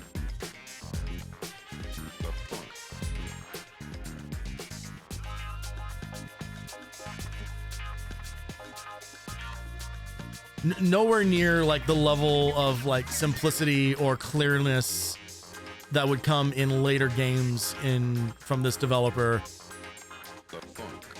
It kind of feels like I'm fighting every part of this.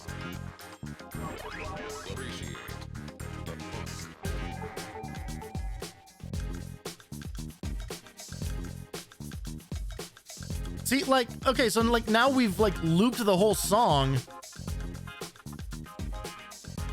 but somehow I still have sections that I haven't completed, I guess?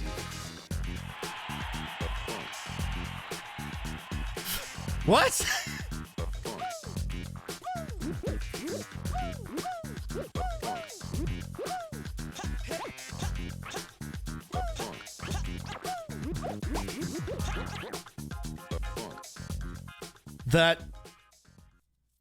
This is one of the most confusing games I have ever played.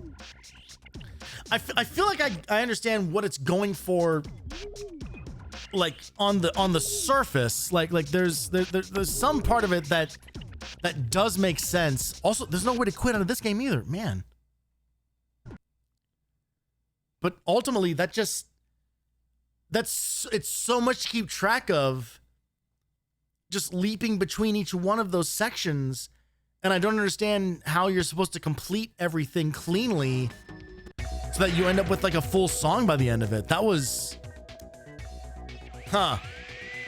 I may revisit that game in my own time to see if I can figure it out, because there's definitely something there.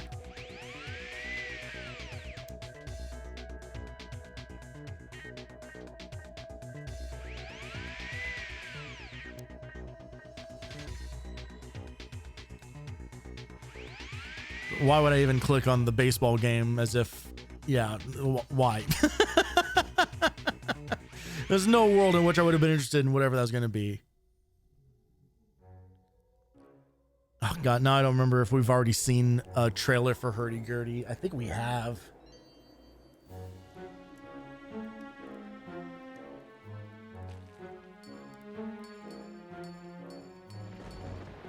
I think we may have seen a trailer for Hurdy-Gurdy on one of like the PS1 discs as like a preview of like what's coming available on the PS2.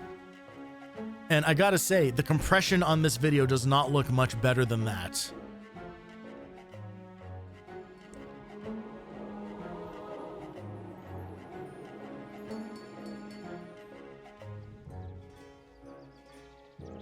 I'm still not 100% sure what this game is. I think it's just a platformer, but then you see him literally hurting things. So I guess that's got to be part of the like main gameplay experience, right?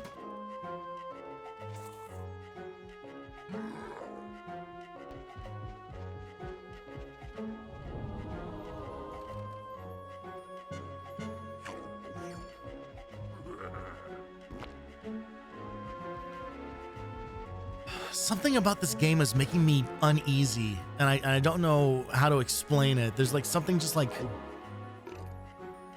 weirdly off-putting about it.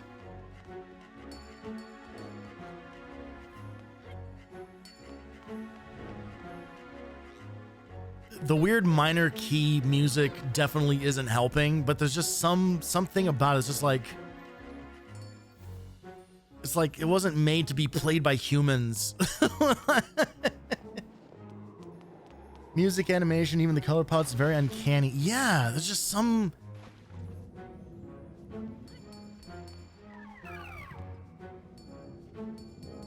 Nothing looks like it really like connects correctly. Look at how crazy some of this camera, like that chase cam. Looks like the fucking like when you sprint in Gears of War. It was doing like the shake, like the steady cam thing. This trailer's still fucking going. We're entering second track here.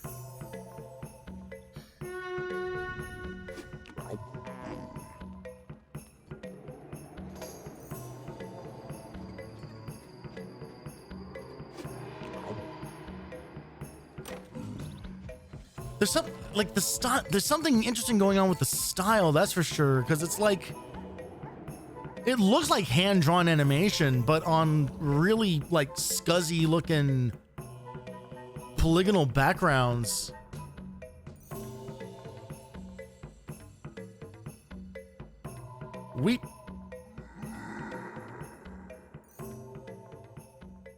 Okay, maybe not fully hand-drawn, but they're definitely doing like the cel-shaded thing.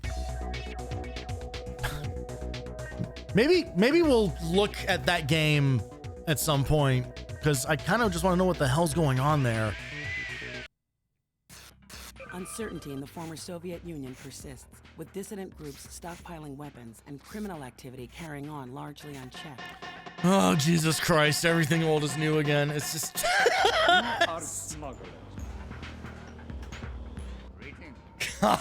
God damn it, man. What do you know that I don't? Are there FMV cutscenes of dudes trying to be tough guy military bros? You imbecile! You ruined everything! We are playing this game. These better be in the fucking game. Those cutscenes better be in the fucking game. Oh, oh no. Oh, maybe we're not gonna play this. Maybe we don't play this. An FPS car, we've been spotted. Oh god. Explain it to. I thought we were friends, no? Friends. That's how Russians pronounce their words. Rolling R's where they shouldn't. Did the job, we got paid. End of story. Not anymore. There's only one Russian accent that matters, and it's Tim Curry's. Money, that was it. We're gonna stop that lunatic.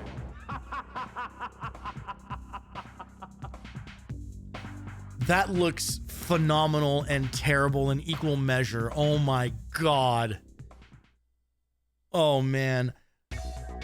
And I thought the worst thing we were gonna see tonight was a white man with an afro, but apparently Smuggler's Run is giving us a real Smuggler's Run for its money. If this is okay, all right, good. It's just a trailer for GTA. I was gonna say, because we are not playing a demo for GTA tonight. That's for fucking sure.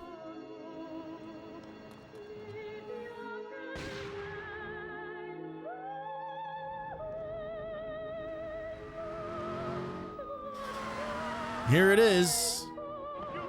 The game that changed video games forever. Come on, let's introduce you to the Don. If you do this for me, you will be a made man. Anything you want.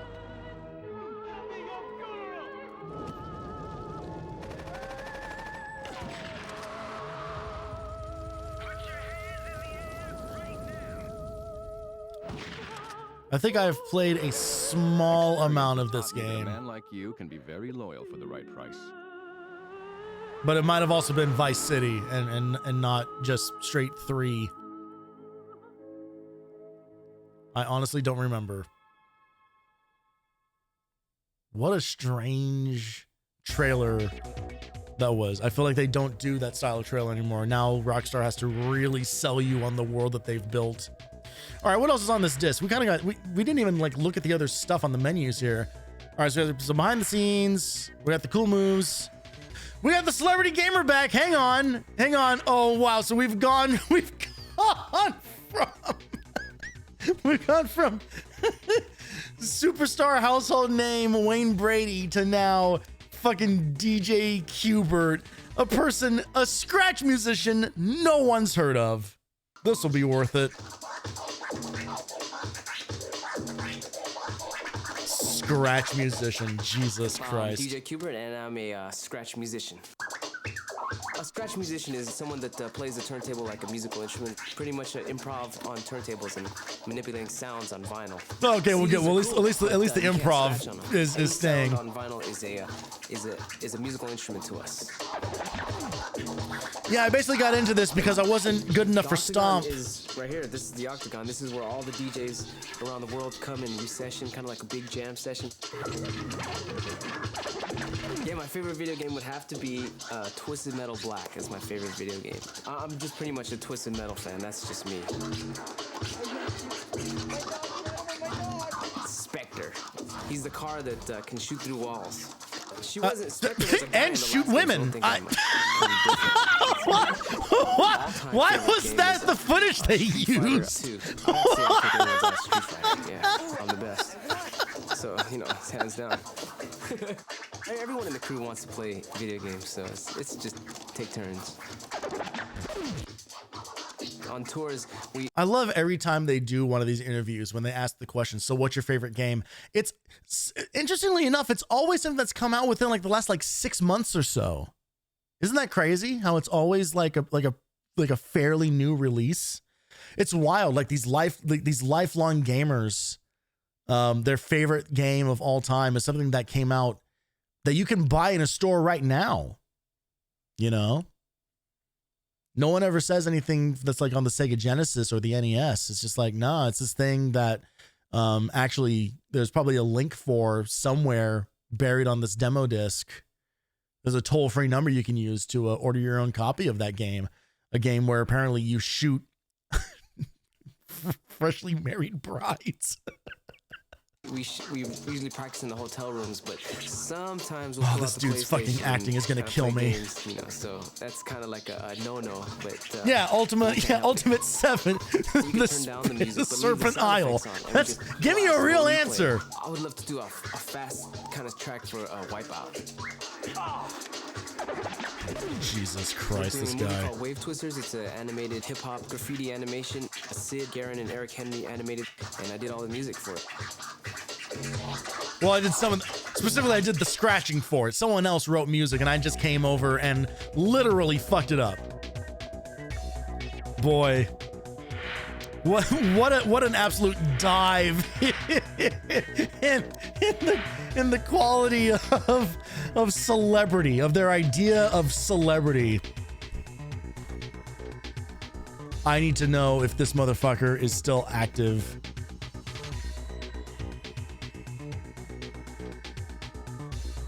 He's 56 years old? What? He was born in 69?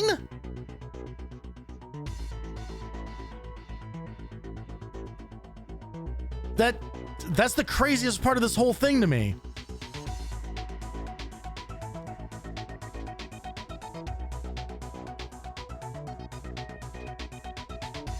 Years active, 1990 to present.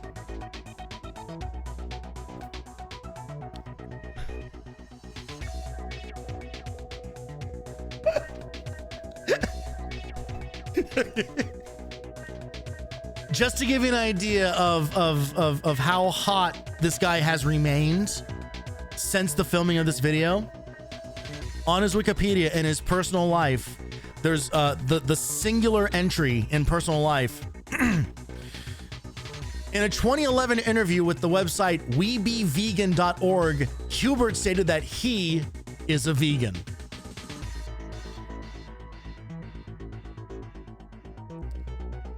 So, some really big moves for the 56-year-old scratch musician. He's had a lot of good things come his way. All right, let's look at some behind the scenes for Blood Omen 2, and then we're gonna get a visit from the PlayStation truck, baby. No mention of his demo disc appearance, unfortunately, no. Step back in time, my friends, to fight for your life. For Cain rises again. You've met the challenges of Soul Reaver and Blood Omen. Yo, Jam Bro, how's it going? Even bigger challenges in Blood Omen 2. Thank you very much for the resub yet again. Is kind of Cain rediscovering himself in many ways, where Cain is kind of introduced to a rude awakening early on in the game and kind of has to ascend to power once again. Cain has been resurrected by the few remaining vampires that are alive in Nosgoth, and they need him to infiltrate the Seraphim, try to figure out who the Seraphim Lord is, what is this new magic he's using to kill all the vampires, and try to overthrow him. Did they just show us a cutscene where the character was T-posing, or was that his cape? In a world of I think that might have been his cape neck. Who's on the side of the just, and who is a force for evil. Look at these fucking character designs. Look at some of these character designs. This One shit is great so thing horny. about the Legacy of Cain universe is it's not so clear cut who's the good guys, who's the bad guys. Really There are like the first characters Blood who Omen, you may huh? paint as the bad guy, and all of a sudden you then realize that this guy's actually doing. Yeah, you're talking something about which is like that benefit to crazy, somebody like else. Cain top-down, himself is very self-centered. almost like pen Everything and he paper does RPG is about kind of what's thing. best Yeah. for Cain at that time, regardless of whether it's seen as good thing by the world or an evil thing by those around. It goes okay, Cain Jambron. himself is not necessarily a good guy trying I was to saying at the defend beginning, the common man. Cain I'm has going very, through very some clear personal shit, taking but over you know, we got and demo turning discs the tonight, world to so his will. One day my people will Things- know me again for their Lord. things are good But the for vampires the who were present traitors moment. to their That's for sure. kind would know me first of all. You will enter this world in a weakened state, and you will have to use all your cunning to grow strong once again. Cain I do actually begins think the that game is cool. stripped of most of his former powers. He retains the like ability, telekinetic or some aspect of the blood ability sucking to hide himself in is a mist. cool idea and a Therefore, cool he's out of visual. the range of most human senses. Later on, you'll also get the Oh, they triangle didn't show us where the you stealth target kill. another character in the game, and then when you activate it, you actually get inside their head, and the camera moves behind them, and now you control. Thanks, that person. Jambron. I appreciate that. And Cain himself will have to actually defeat bosses who are powerful in that particular dark gift. No way. There's going to be boss fights in this game series that's kind of famous for having those. But your dark gifts alone will not be enough to ensure your success. You must also learn to arm yourself. So many games from this era have like this look about them.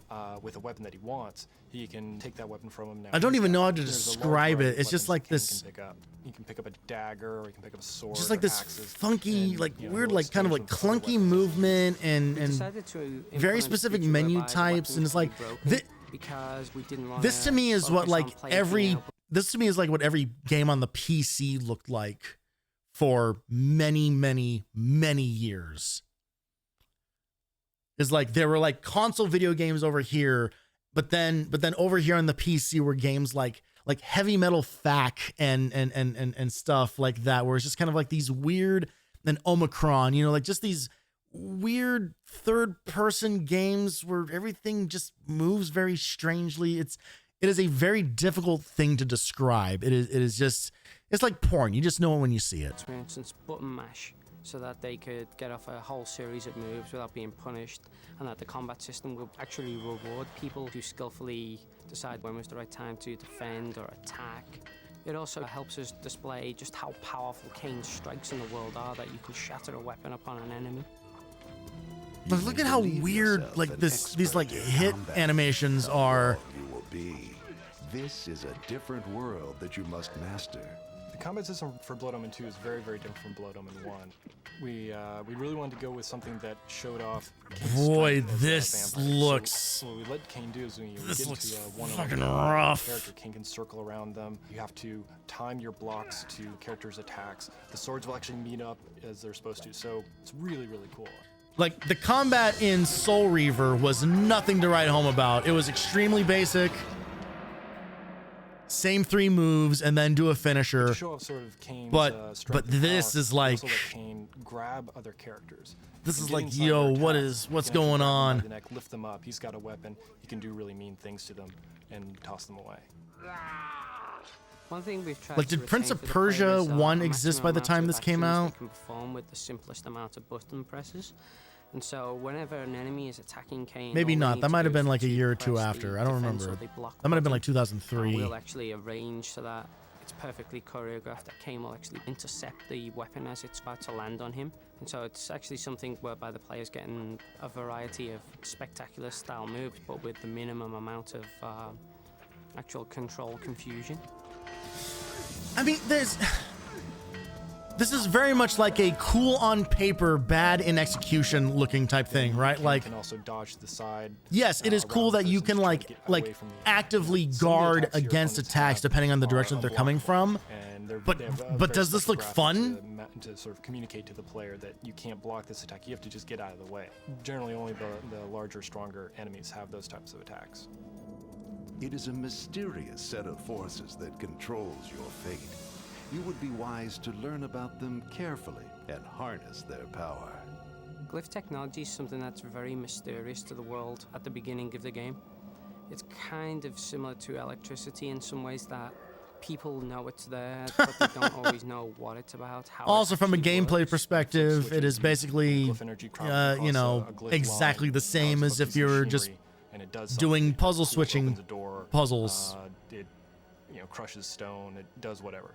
The Seraphim have been employing it for things such as ward gates, and you can imagine them as metal detectors for vampires, so the humans can pass straight through them. But anytime a vampire nears, it begins to glow, and eventually if the vampire tries to cross such a portal, they'll be repelled, and all the guards in the world around will know that that person was a vampire. So literally invisible walls in the game. In playing Kane, beware, or you too can fall victim to his spell. I think vampires are something that has always been kind of on the edges of being in vogue. It's always mysterious, it's seductive, some people it's erotic perhaps. I don't think it's anything that particularly comes in and out of fashion, it's just always ever present. Kane's the most recognized bad guy in video Give it a games. couple more years. There's going to be a series of books that are going to really fuck the whole thing up.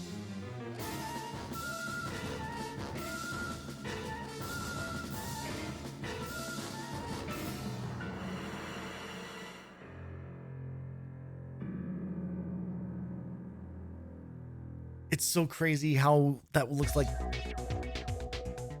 A lot of that looks like worse than like Soul Reaver 1. Like I can't I can't really deny it. Like the Blood Rain games are in a similar style or a similar vein for that. Like just that weird kind of look about them, right? Where it's just like it looks like not quite finished or something. It's so hard to put my finger on like how to describe it. First vampire thing was Hellsing. The anime or that dog shit Wolverine movie. Okay, the anime. Okay. Surprise, surprise, I haven't seen it. I feel like I remember seeing like tapes or VHS or DVDs of Hellsing like at Hollywood Video. Like I feel like I remember seeing that at like rental stores, but never pulled the trigger. Pretty safely, it's old enough that you might enjoy it. Gory enough helps. Gory enough certainly helps. Because I'm pretty sure I have like the yeah, I was just about to say I'm pretty sure I have Vampire Hunter D, at least the OVA sitting on my watch list. I might have Hellsing sitting on my watch list as well. I don't recall. Yeah, there's kind of like a whole genre of like horror anime that, well, like most anime I just haven't seen.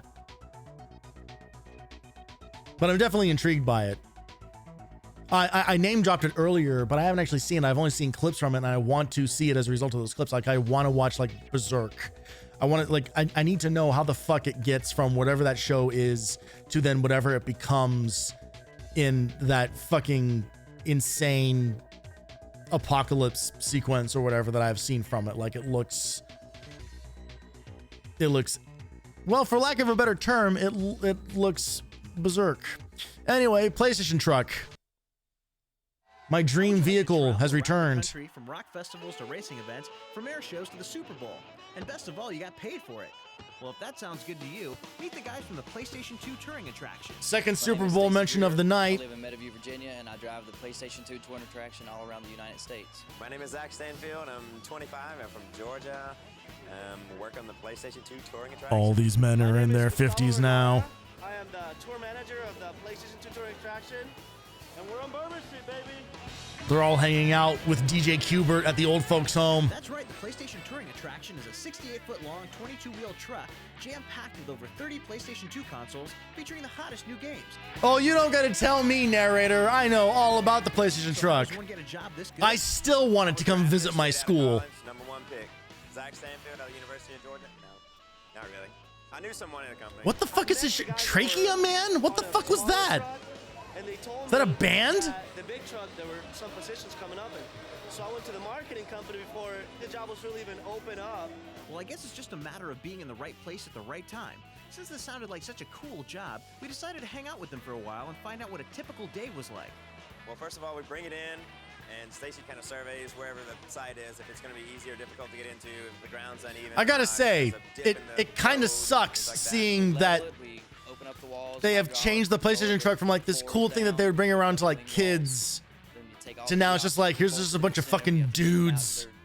Locations and bolt them back down, plug them in, turn the units on, put whatever game we're going to have in that unit in. Once we're on the truck and everything's set up, people are just coming in, we're hanging out, making sure, nothing's going wrong with any of the consoles or anything like that. And just giving away free stuff here. Okay, all right, okay, we got some kids back in the mix here. The best part of their job is. Like this is who would be the coolest for, right? Like better than being at a rock show for work, getting paid to go watch a concert. That's good stuff. Who else gets to do that? It depends on who's playing, I suppose. The coolest events were for sure Ozfest this past summer. That was incredible because we were part of the show. We had all access badges, like we had rockstar passes. We had all access passes to the loading dock area of Ozfest. Anything to go backstage, crazy, you know, the things you see people do, it's just the wildest ever, you know. Whoops. Okay, maybe parts of this place were pretty cool. You wondered if they got to meet many celebrities. Jesus Yeah, Christ. we've gotten a few. We did the NFL Experience last year on tour, and that was kind of neat because at each stop, players would come on our truck. And We had football players come in and tell kids not to do drugs, even weed.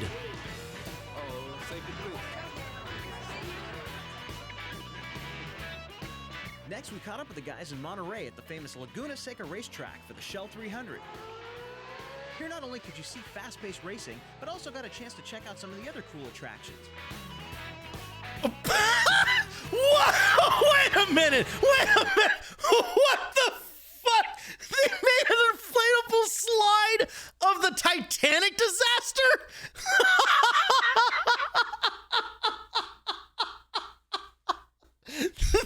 That's fucking wild. That is completely insane.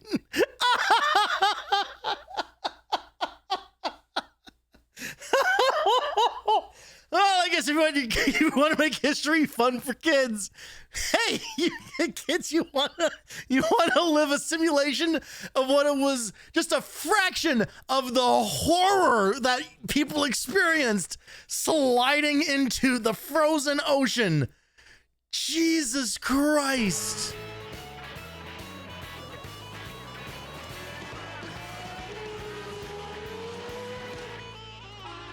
I can't wait to take my niece and nephew to the fucking Twin Towers bouncy castle. Like, Jesus.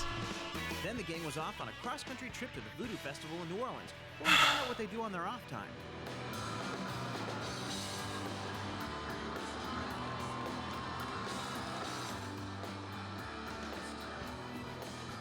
In between the road, I'll just find stuff to do. That was so fucking crazy.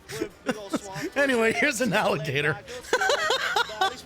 We've gotten so far away from the PlayStation. Most dangerous alligator in the world. One bite in this remote location, I'd surely be done for. It's the early 2000s, so everybody has to do their crocodile hunter fucking impersonations.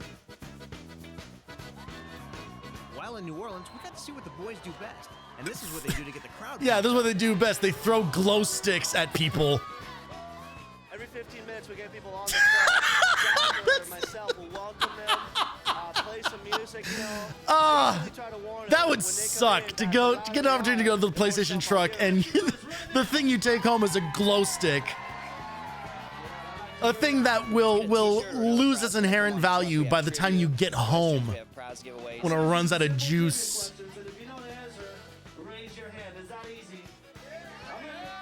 Maybe we'll have a contest, like I was saying. Maybe we'll take a tag tournament or Formula One or something like that.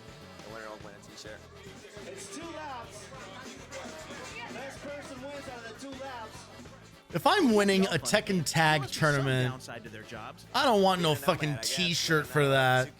All the time. I should be able to take like one of the PS2s home with me for that. Can't remember this from our last day. Guys, I'm serious. I'm totally embarrassed. You're always this charming.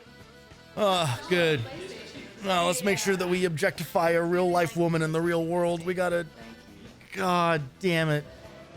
God damn it. I warned you guys. Didn't I warn you guys like multiple streams ago? Like, this is like we're in it. This is like we have gone from like rad and tubular and attitude, and now we're just in kind of like, uh-oh. Now some people have like grown up, and now we're in like the early 2000s, and everything's just gonna be shitty. Everything's just gonna be shit. It already started with fucking Jack and Daxter and their fucking really important to point out that it's a teenage girl who's like in like this fucking like skimpy outfit that's helping you out. She's not your typical kind of teenage girl, and now here we are like literally like filming like a real life woman doing her job, and guy whispering to the camera, she's so hot. Jesus fucking Christ.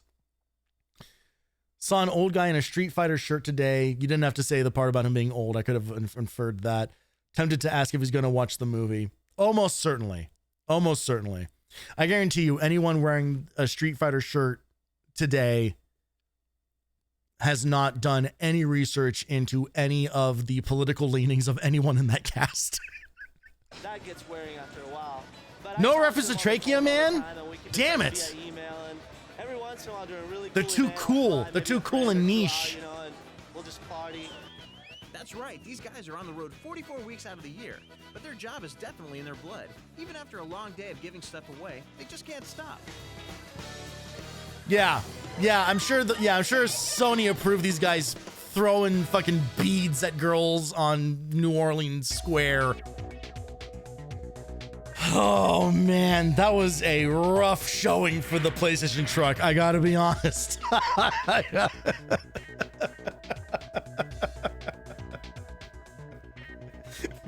Maybe it's for the best that thing died.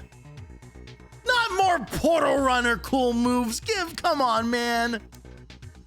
Twisted Metal. We got stuff for Kinetica. The horny racing game. Godai Elemental Force. What the fuck is even that? All right. You sure you want it to come to your school? Not anymore. I want the late 90s version of the PlayStation truck to come to my school. The one with the PS1 on it. Hi, my name is Jesse with the 3DO Company. Hi, And today Jesse, I'm gonna you're show you back. A cool move for Portal Runner for the PlayStation 2. In Portal Runner, probably one of the hardest levels to beat is a Dragon Boss level. Today I'm going to show you how to deal with 50% Mostly because instantaneous damage it, to you know, the game isn't designed very well. By half. Let me show you how. PS5 RAM smuggling After one of truck. the first things that you want to do is grab these Yeah, arrows. Smuggler's Run 3 is all about moving expensive computer parts across international lines, aiming at frat parties. Yeah, no, that's, I mean, again, like this is, By shooting these shields, like I said, like this is the era we're getting into, right? Is like all the PS1 kids have grown up. So now we have to market to like the next age up, and now we're marketing to people who can like drink run to this part of the level, and you'll see that and there are are just water like arrows in the distance. oh god, like Wait for the platform. the most depressing thing that we're gonna see in this is like the rise of like the dude bro. Then I guarantee you, like we are watching like the earliest seeds be planted for the alt-right pipeline as we know it today. Like it is happening in these demo discs. It has to be. This is 2001, right? Like that there are two torches on either side of the mode. Something's gonna happen at the end of this year that Extinguish these torches. you'll be able to draw a straight line from to today and be kind of like, yep, that's where it started. Defeat the dragon. Press the triangle button again to scroll through your inventory. One of these people will be selling a class on what it is to be a real man. Yeah. When games had hot girls like Portal Runner. Yeah. The dragon now has 50% health. So by using the lightning arrows, you'll reduce That's the first I've seen this game, and it really just looks like shit. Yeah, no, it's bad. We played the demo of it on the last demo dive, and it was a bad time. Twisted Metal Black, unlocking manslaughter. I think there's a number of ways you can do that pretty easily, I think. Sony Computer Entertainment. Today I'm going to show you a cool move for Twisted Metal Black. In this cool move, I'm going to show you how to unlock the hidden character manslaughter within the prison ship level. Let me show you how it's done. Prison ship was my favorite inflatable slide to go down as a kid. Drive off to the right here and locate the cargo container in the back here. What you want to do is carefully shoot this cargo container with your machine guns. Carefully shoot it. Form a ramp. Carefully drive your car right up here and wait for an opening to reveal itself on the side of the ship.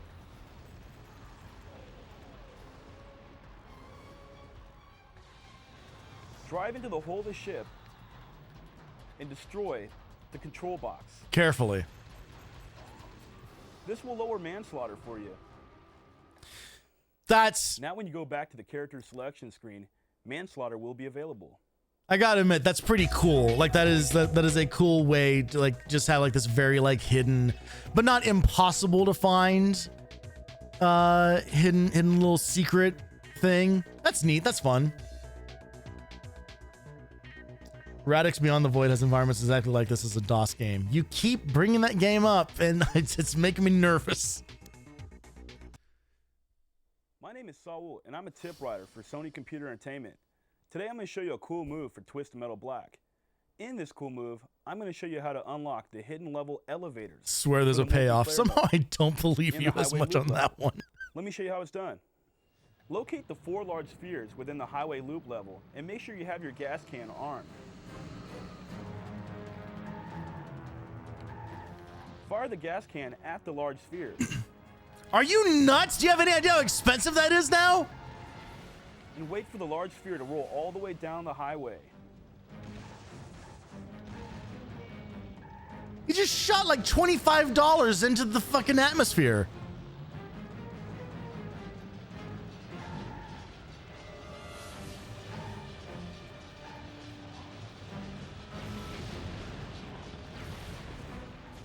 Now you'll notice that the large sphere has made a large gaping hole within the tunnel. I beg your pardon? Locate the black cube over here to unlock the elevator level. What? That's the thing to unlock it? For the multiplayer mode. Make sure to play that with your friends. I guess they put a lot of work into like the ball physics and everything and getting that, you know, getting that wall to be destructible. I guess they just ran out of time. I don't know, just put a black square over there.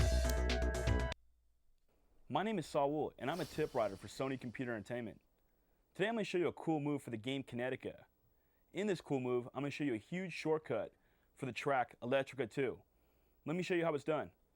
Is this going to be a point where they have redesigned the characters to have slightly more clothes? And kind of. Start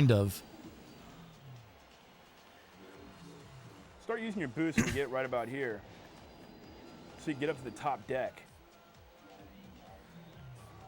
Continue to do so to stay on the shortcut.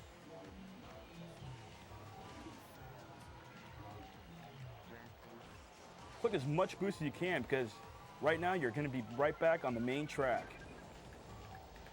And here I am back on the track again. It's so... Not only will this shortcut cut a lot of time off the track, it also gives you a great opportunity to collect a lot of boost. It's so funny. We watched like multiple trailers and I think a making of Kinetica, and that was the first time we saw just like straight unbroken gameplay of the thing. Basically a rage game where you play as a salaryman. Yeah, is it just called Getting to Work? I actually played that on stream when that came out, believe it or not. It turns out that it is kind of frustrating. My name is Saul, and I'm a tip writer for Sony Computer Entertainment. Today I'm going to show you a cool move for the game Kinetica. In this cool move, I'm going to show you a huge shortcut for the level Cliffhanger. Let me show you where it's at. It better be as huge as the one that we saw for the other stage. The shortcut you're looking for is directly in front the of you. frame rate's worse on this level. That's fun. Right here. Oh, there it goes. Okay. It kicked in. Back onto the main track. The frame rate's only bad when there are multiple racers As on you the can screen. see, there are no racers around you, and you're in first place. Make sure to do that on each lap, and you're almost guaranteed to get a first place. Yeah, I mean, just driving a straight line, I guess. And what the hell is Godai Elemental Force? I've never even fucking heard of this game. My name is Jesse with the 3DO company, and today I'm going to show you a cool move for Godai Elemental Okay, Force so it's for the another PlayStation 3DO 2. game, so it's In gonna Godai, fucking you play suck. the role of a ninja who learns elemental magic of earth, fire, water, and air. But what you may not know is that you can combine the elemental magics at the same time during gameplay. Let me show you how. No one knows that because no one played this. Oh, baby. Oh, man. This is a Valeno game. So during this time, I am now a super ninja, and I can easily defeat somebody who I normally wouldn't be able to.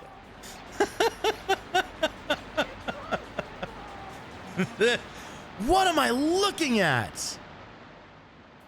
And that's how it's done. The color looks better on the on the external camera than it did on the live feed. Fucking woof. Man. Anything hanging out in the bulletins? Probably not. Nah, all the same stuff. I'm assuming like Threads has got to be a lot of the same. I wouldn't hate that hat. As someone who does not like wearing like logos and patterns and like a bunch of colors, like I do. This might be surprising. I do default to like black undershirts and then just like something on top of it for a little like splash of color. But so like something like this would be like, I would actually like wear that hat. Oh, and those are the only two things. So go to PlayStation.com for $14.99. You too can order the P-Shat. Available now. Is the fucking calendar just about for fucking when sports things are happening? Like, goddamn. Shirt and how we go insanely hard on an LA Vintage pop-up now. You are so absolutely right. 1000%.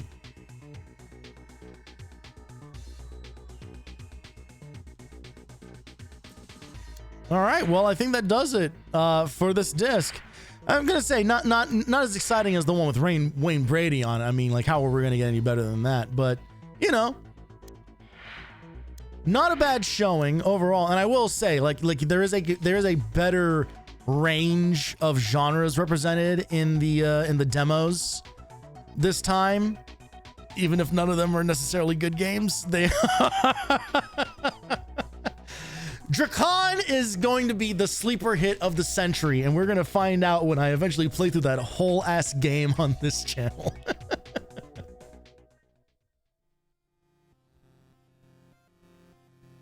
I must know more about it. I must know more about it. God.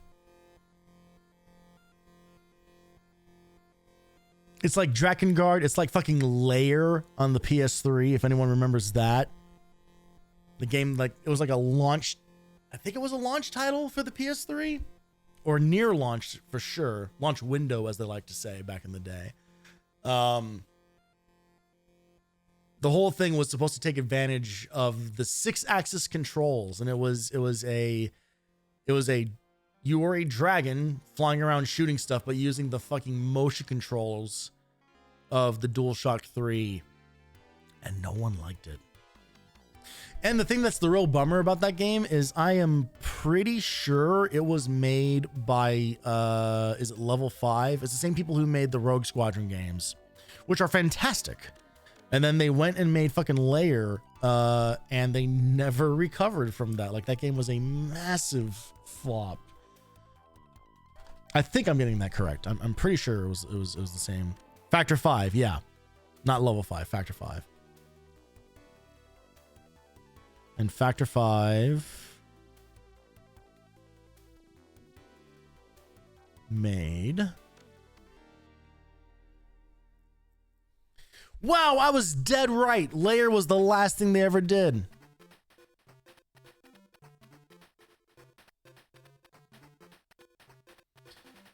They made the Rogue Squadron games. All of them. They made Rogue Squadron 3D. And then Rogue Leader and Rebel Strike on the GameCube. They made Star Wars Episode 1 Battle for Naboo. They made the Pokemon Stadium games. They also made Elmo's Letter Adventure on the PS1. Well, this says sound compression technology. I don't know. Maybe they didn't. Maybe they weren't like. Maybe they weren't the developers of Pokemon Stadium. They were just sound compression technology. Okay, so maybe they just helped with some of the more like the technical assets of it. San Francisco Rush, they did sound compression.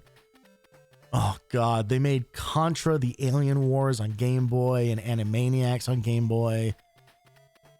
They made Rebel Assault 2 on the original. They made the PS1 release of Rebel Assault 2, which is not a good game, but I have a lot of love for it.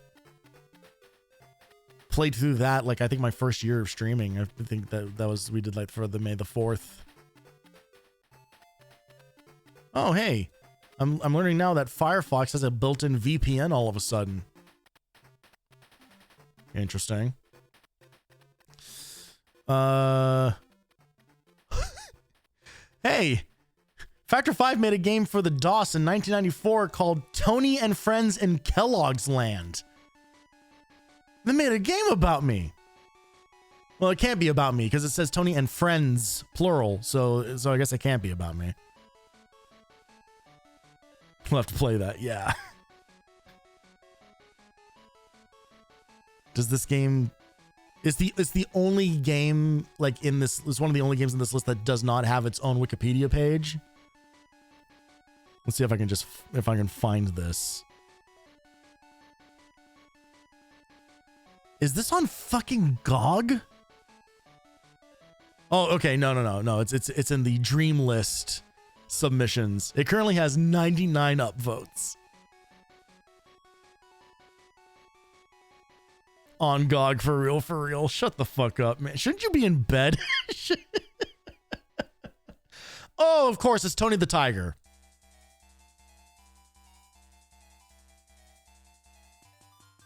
Oh my god, this thing is playable like on a website on classicreload.com. Okay. All right, we will save this for another night, but just know that Tony and Friends in Kellogg Land does exist. But yeah, Factor 5, yeah. Layer was, I mean, truly a phenomenal flop. Like, I remember, man, the PS3, God, the PS3 had like such a troubled timeline. Like, so many problems. From its announcement through its release for like this whole like first year of existing, just man, honestly, through most of its existence, it had a lot of problems. Like eventually the library started to like catch up with it and made it more, made it more valuable to have one. And I say that as somebody who really loved, playing on the PS3. Like there were a lot of games that I played on that. There were a lot of games on the backlog as a result of my time with the PS3. But, oh man, those first couple of years, just bad fucking time for it. Just a bad fucking time. Like, the Xbox 360 fared better only because of Xbox Live. Like it really only made it because of like having like Halo and like Call of Duty and stuff on there. Like, Gears of War, like there were just enough games that kind of like edged it out. And Sony made just every part of the PS3 like a chore for everyone involved. They made it a chore to design for, to program for, because of the whole cell engine thing. Even as an end user, like your experience with the PS3 was all over the fucking map, because like it was a Blu-ray system, which was amazing, right? Like having a Blu-ray player back in the day, like, oh my god, no one had Blu-rays, but if I guess you're one of like the two people that did, I guess that was exciting. Like in a weird way, like the PS3 killed HD DVD.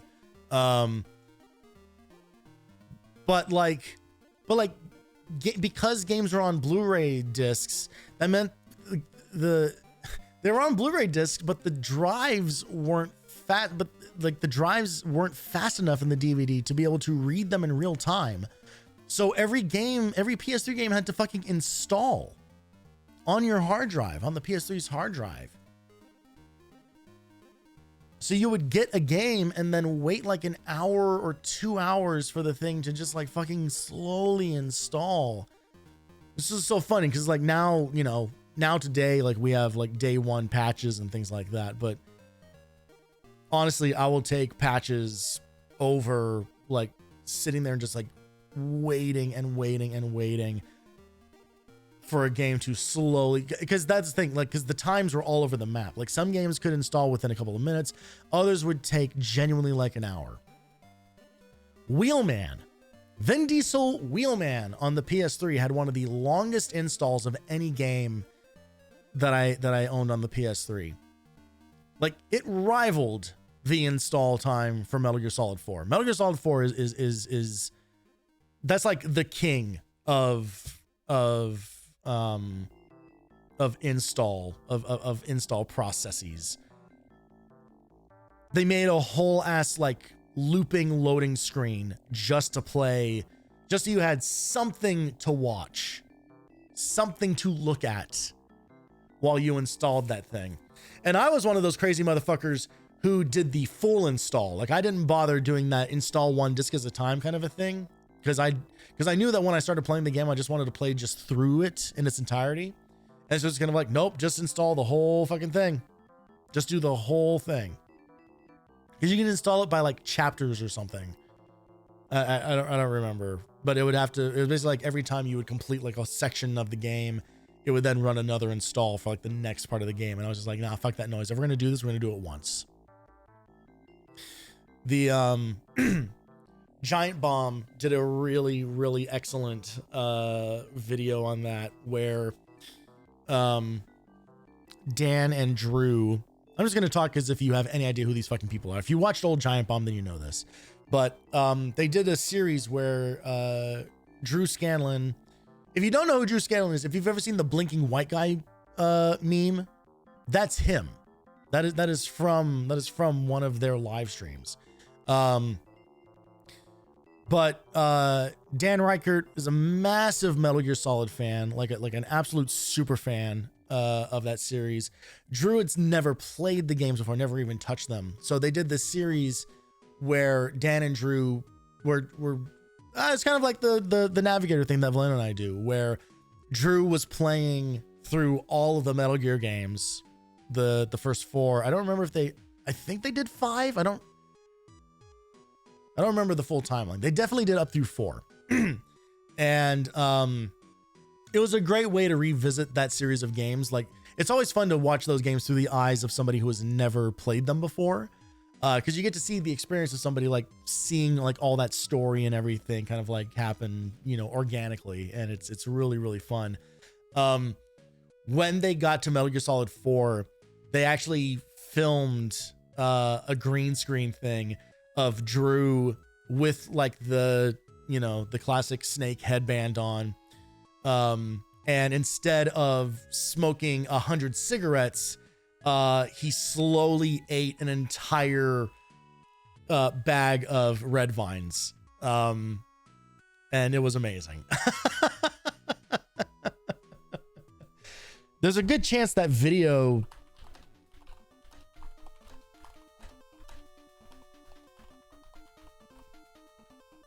I bet that video still exists somewhere.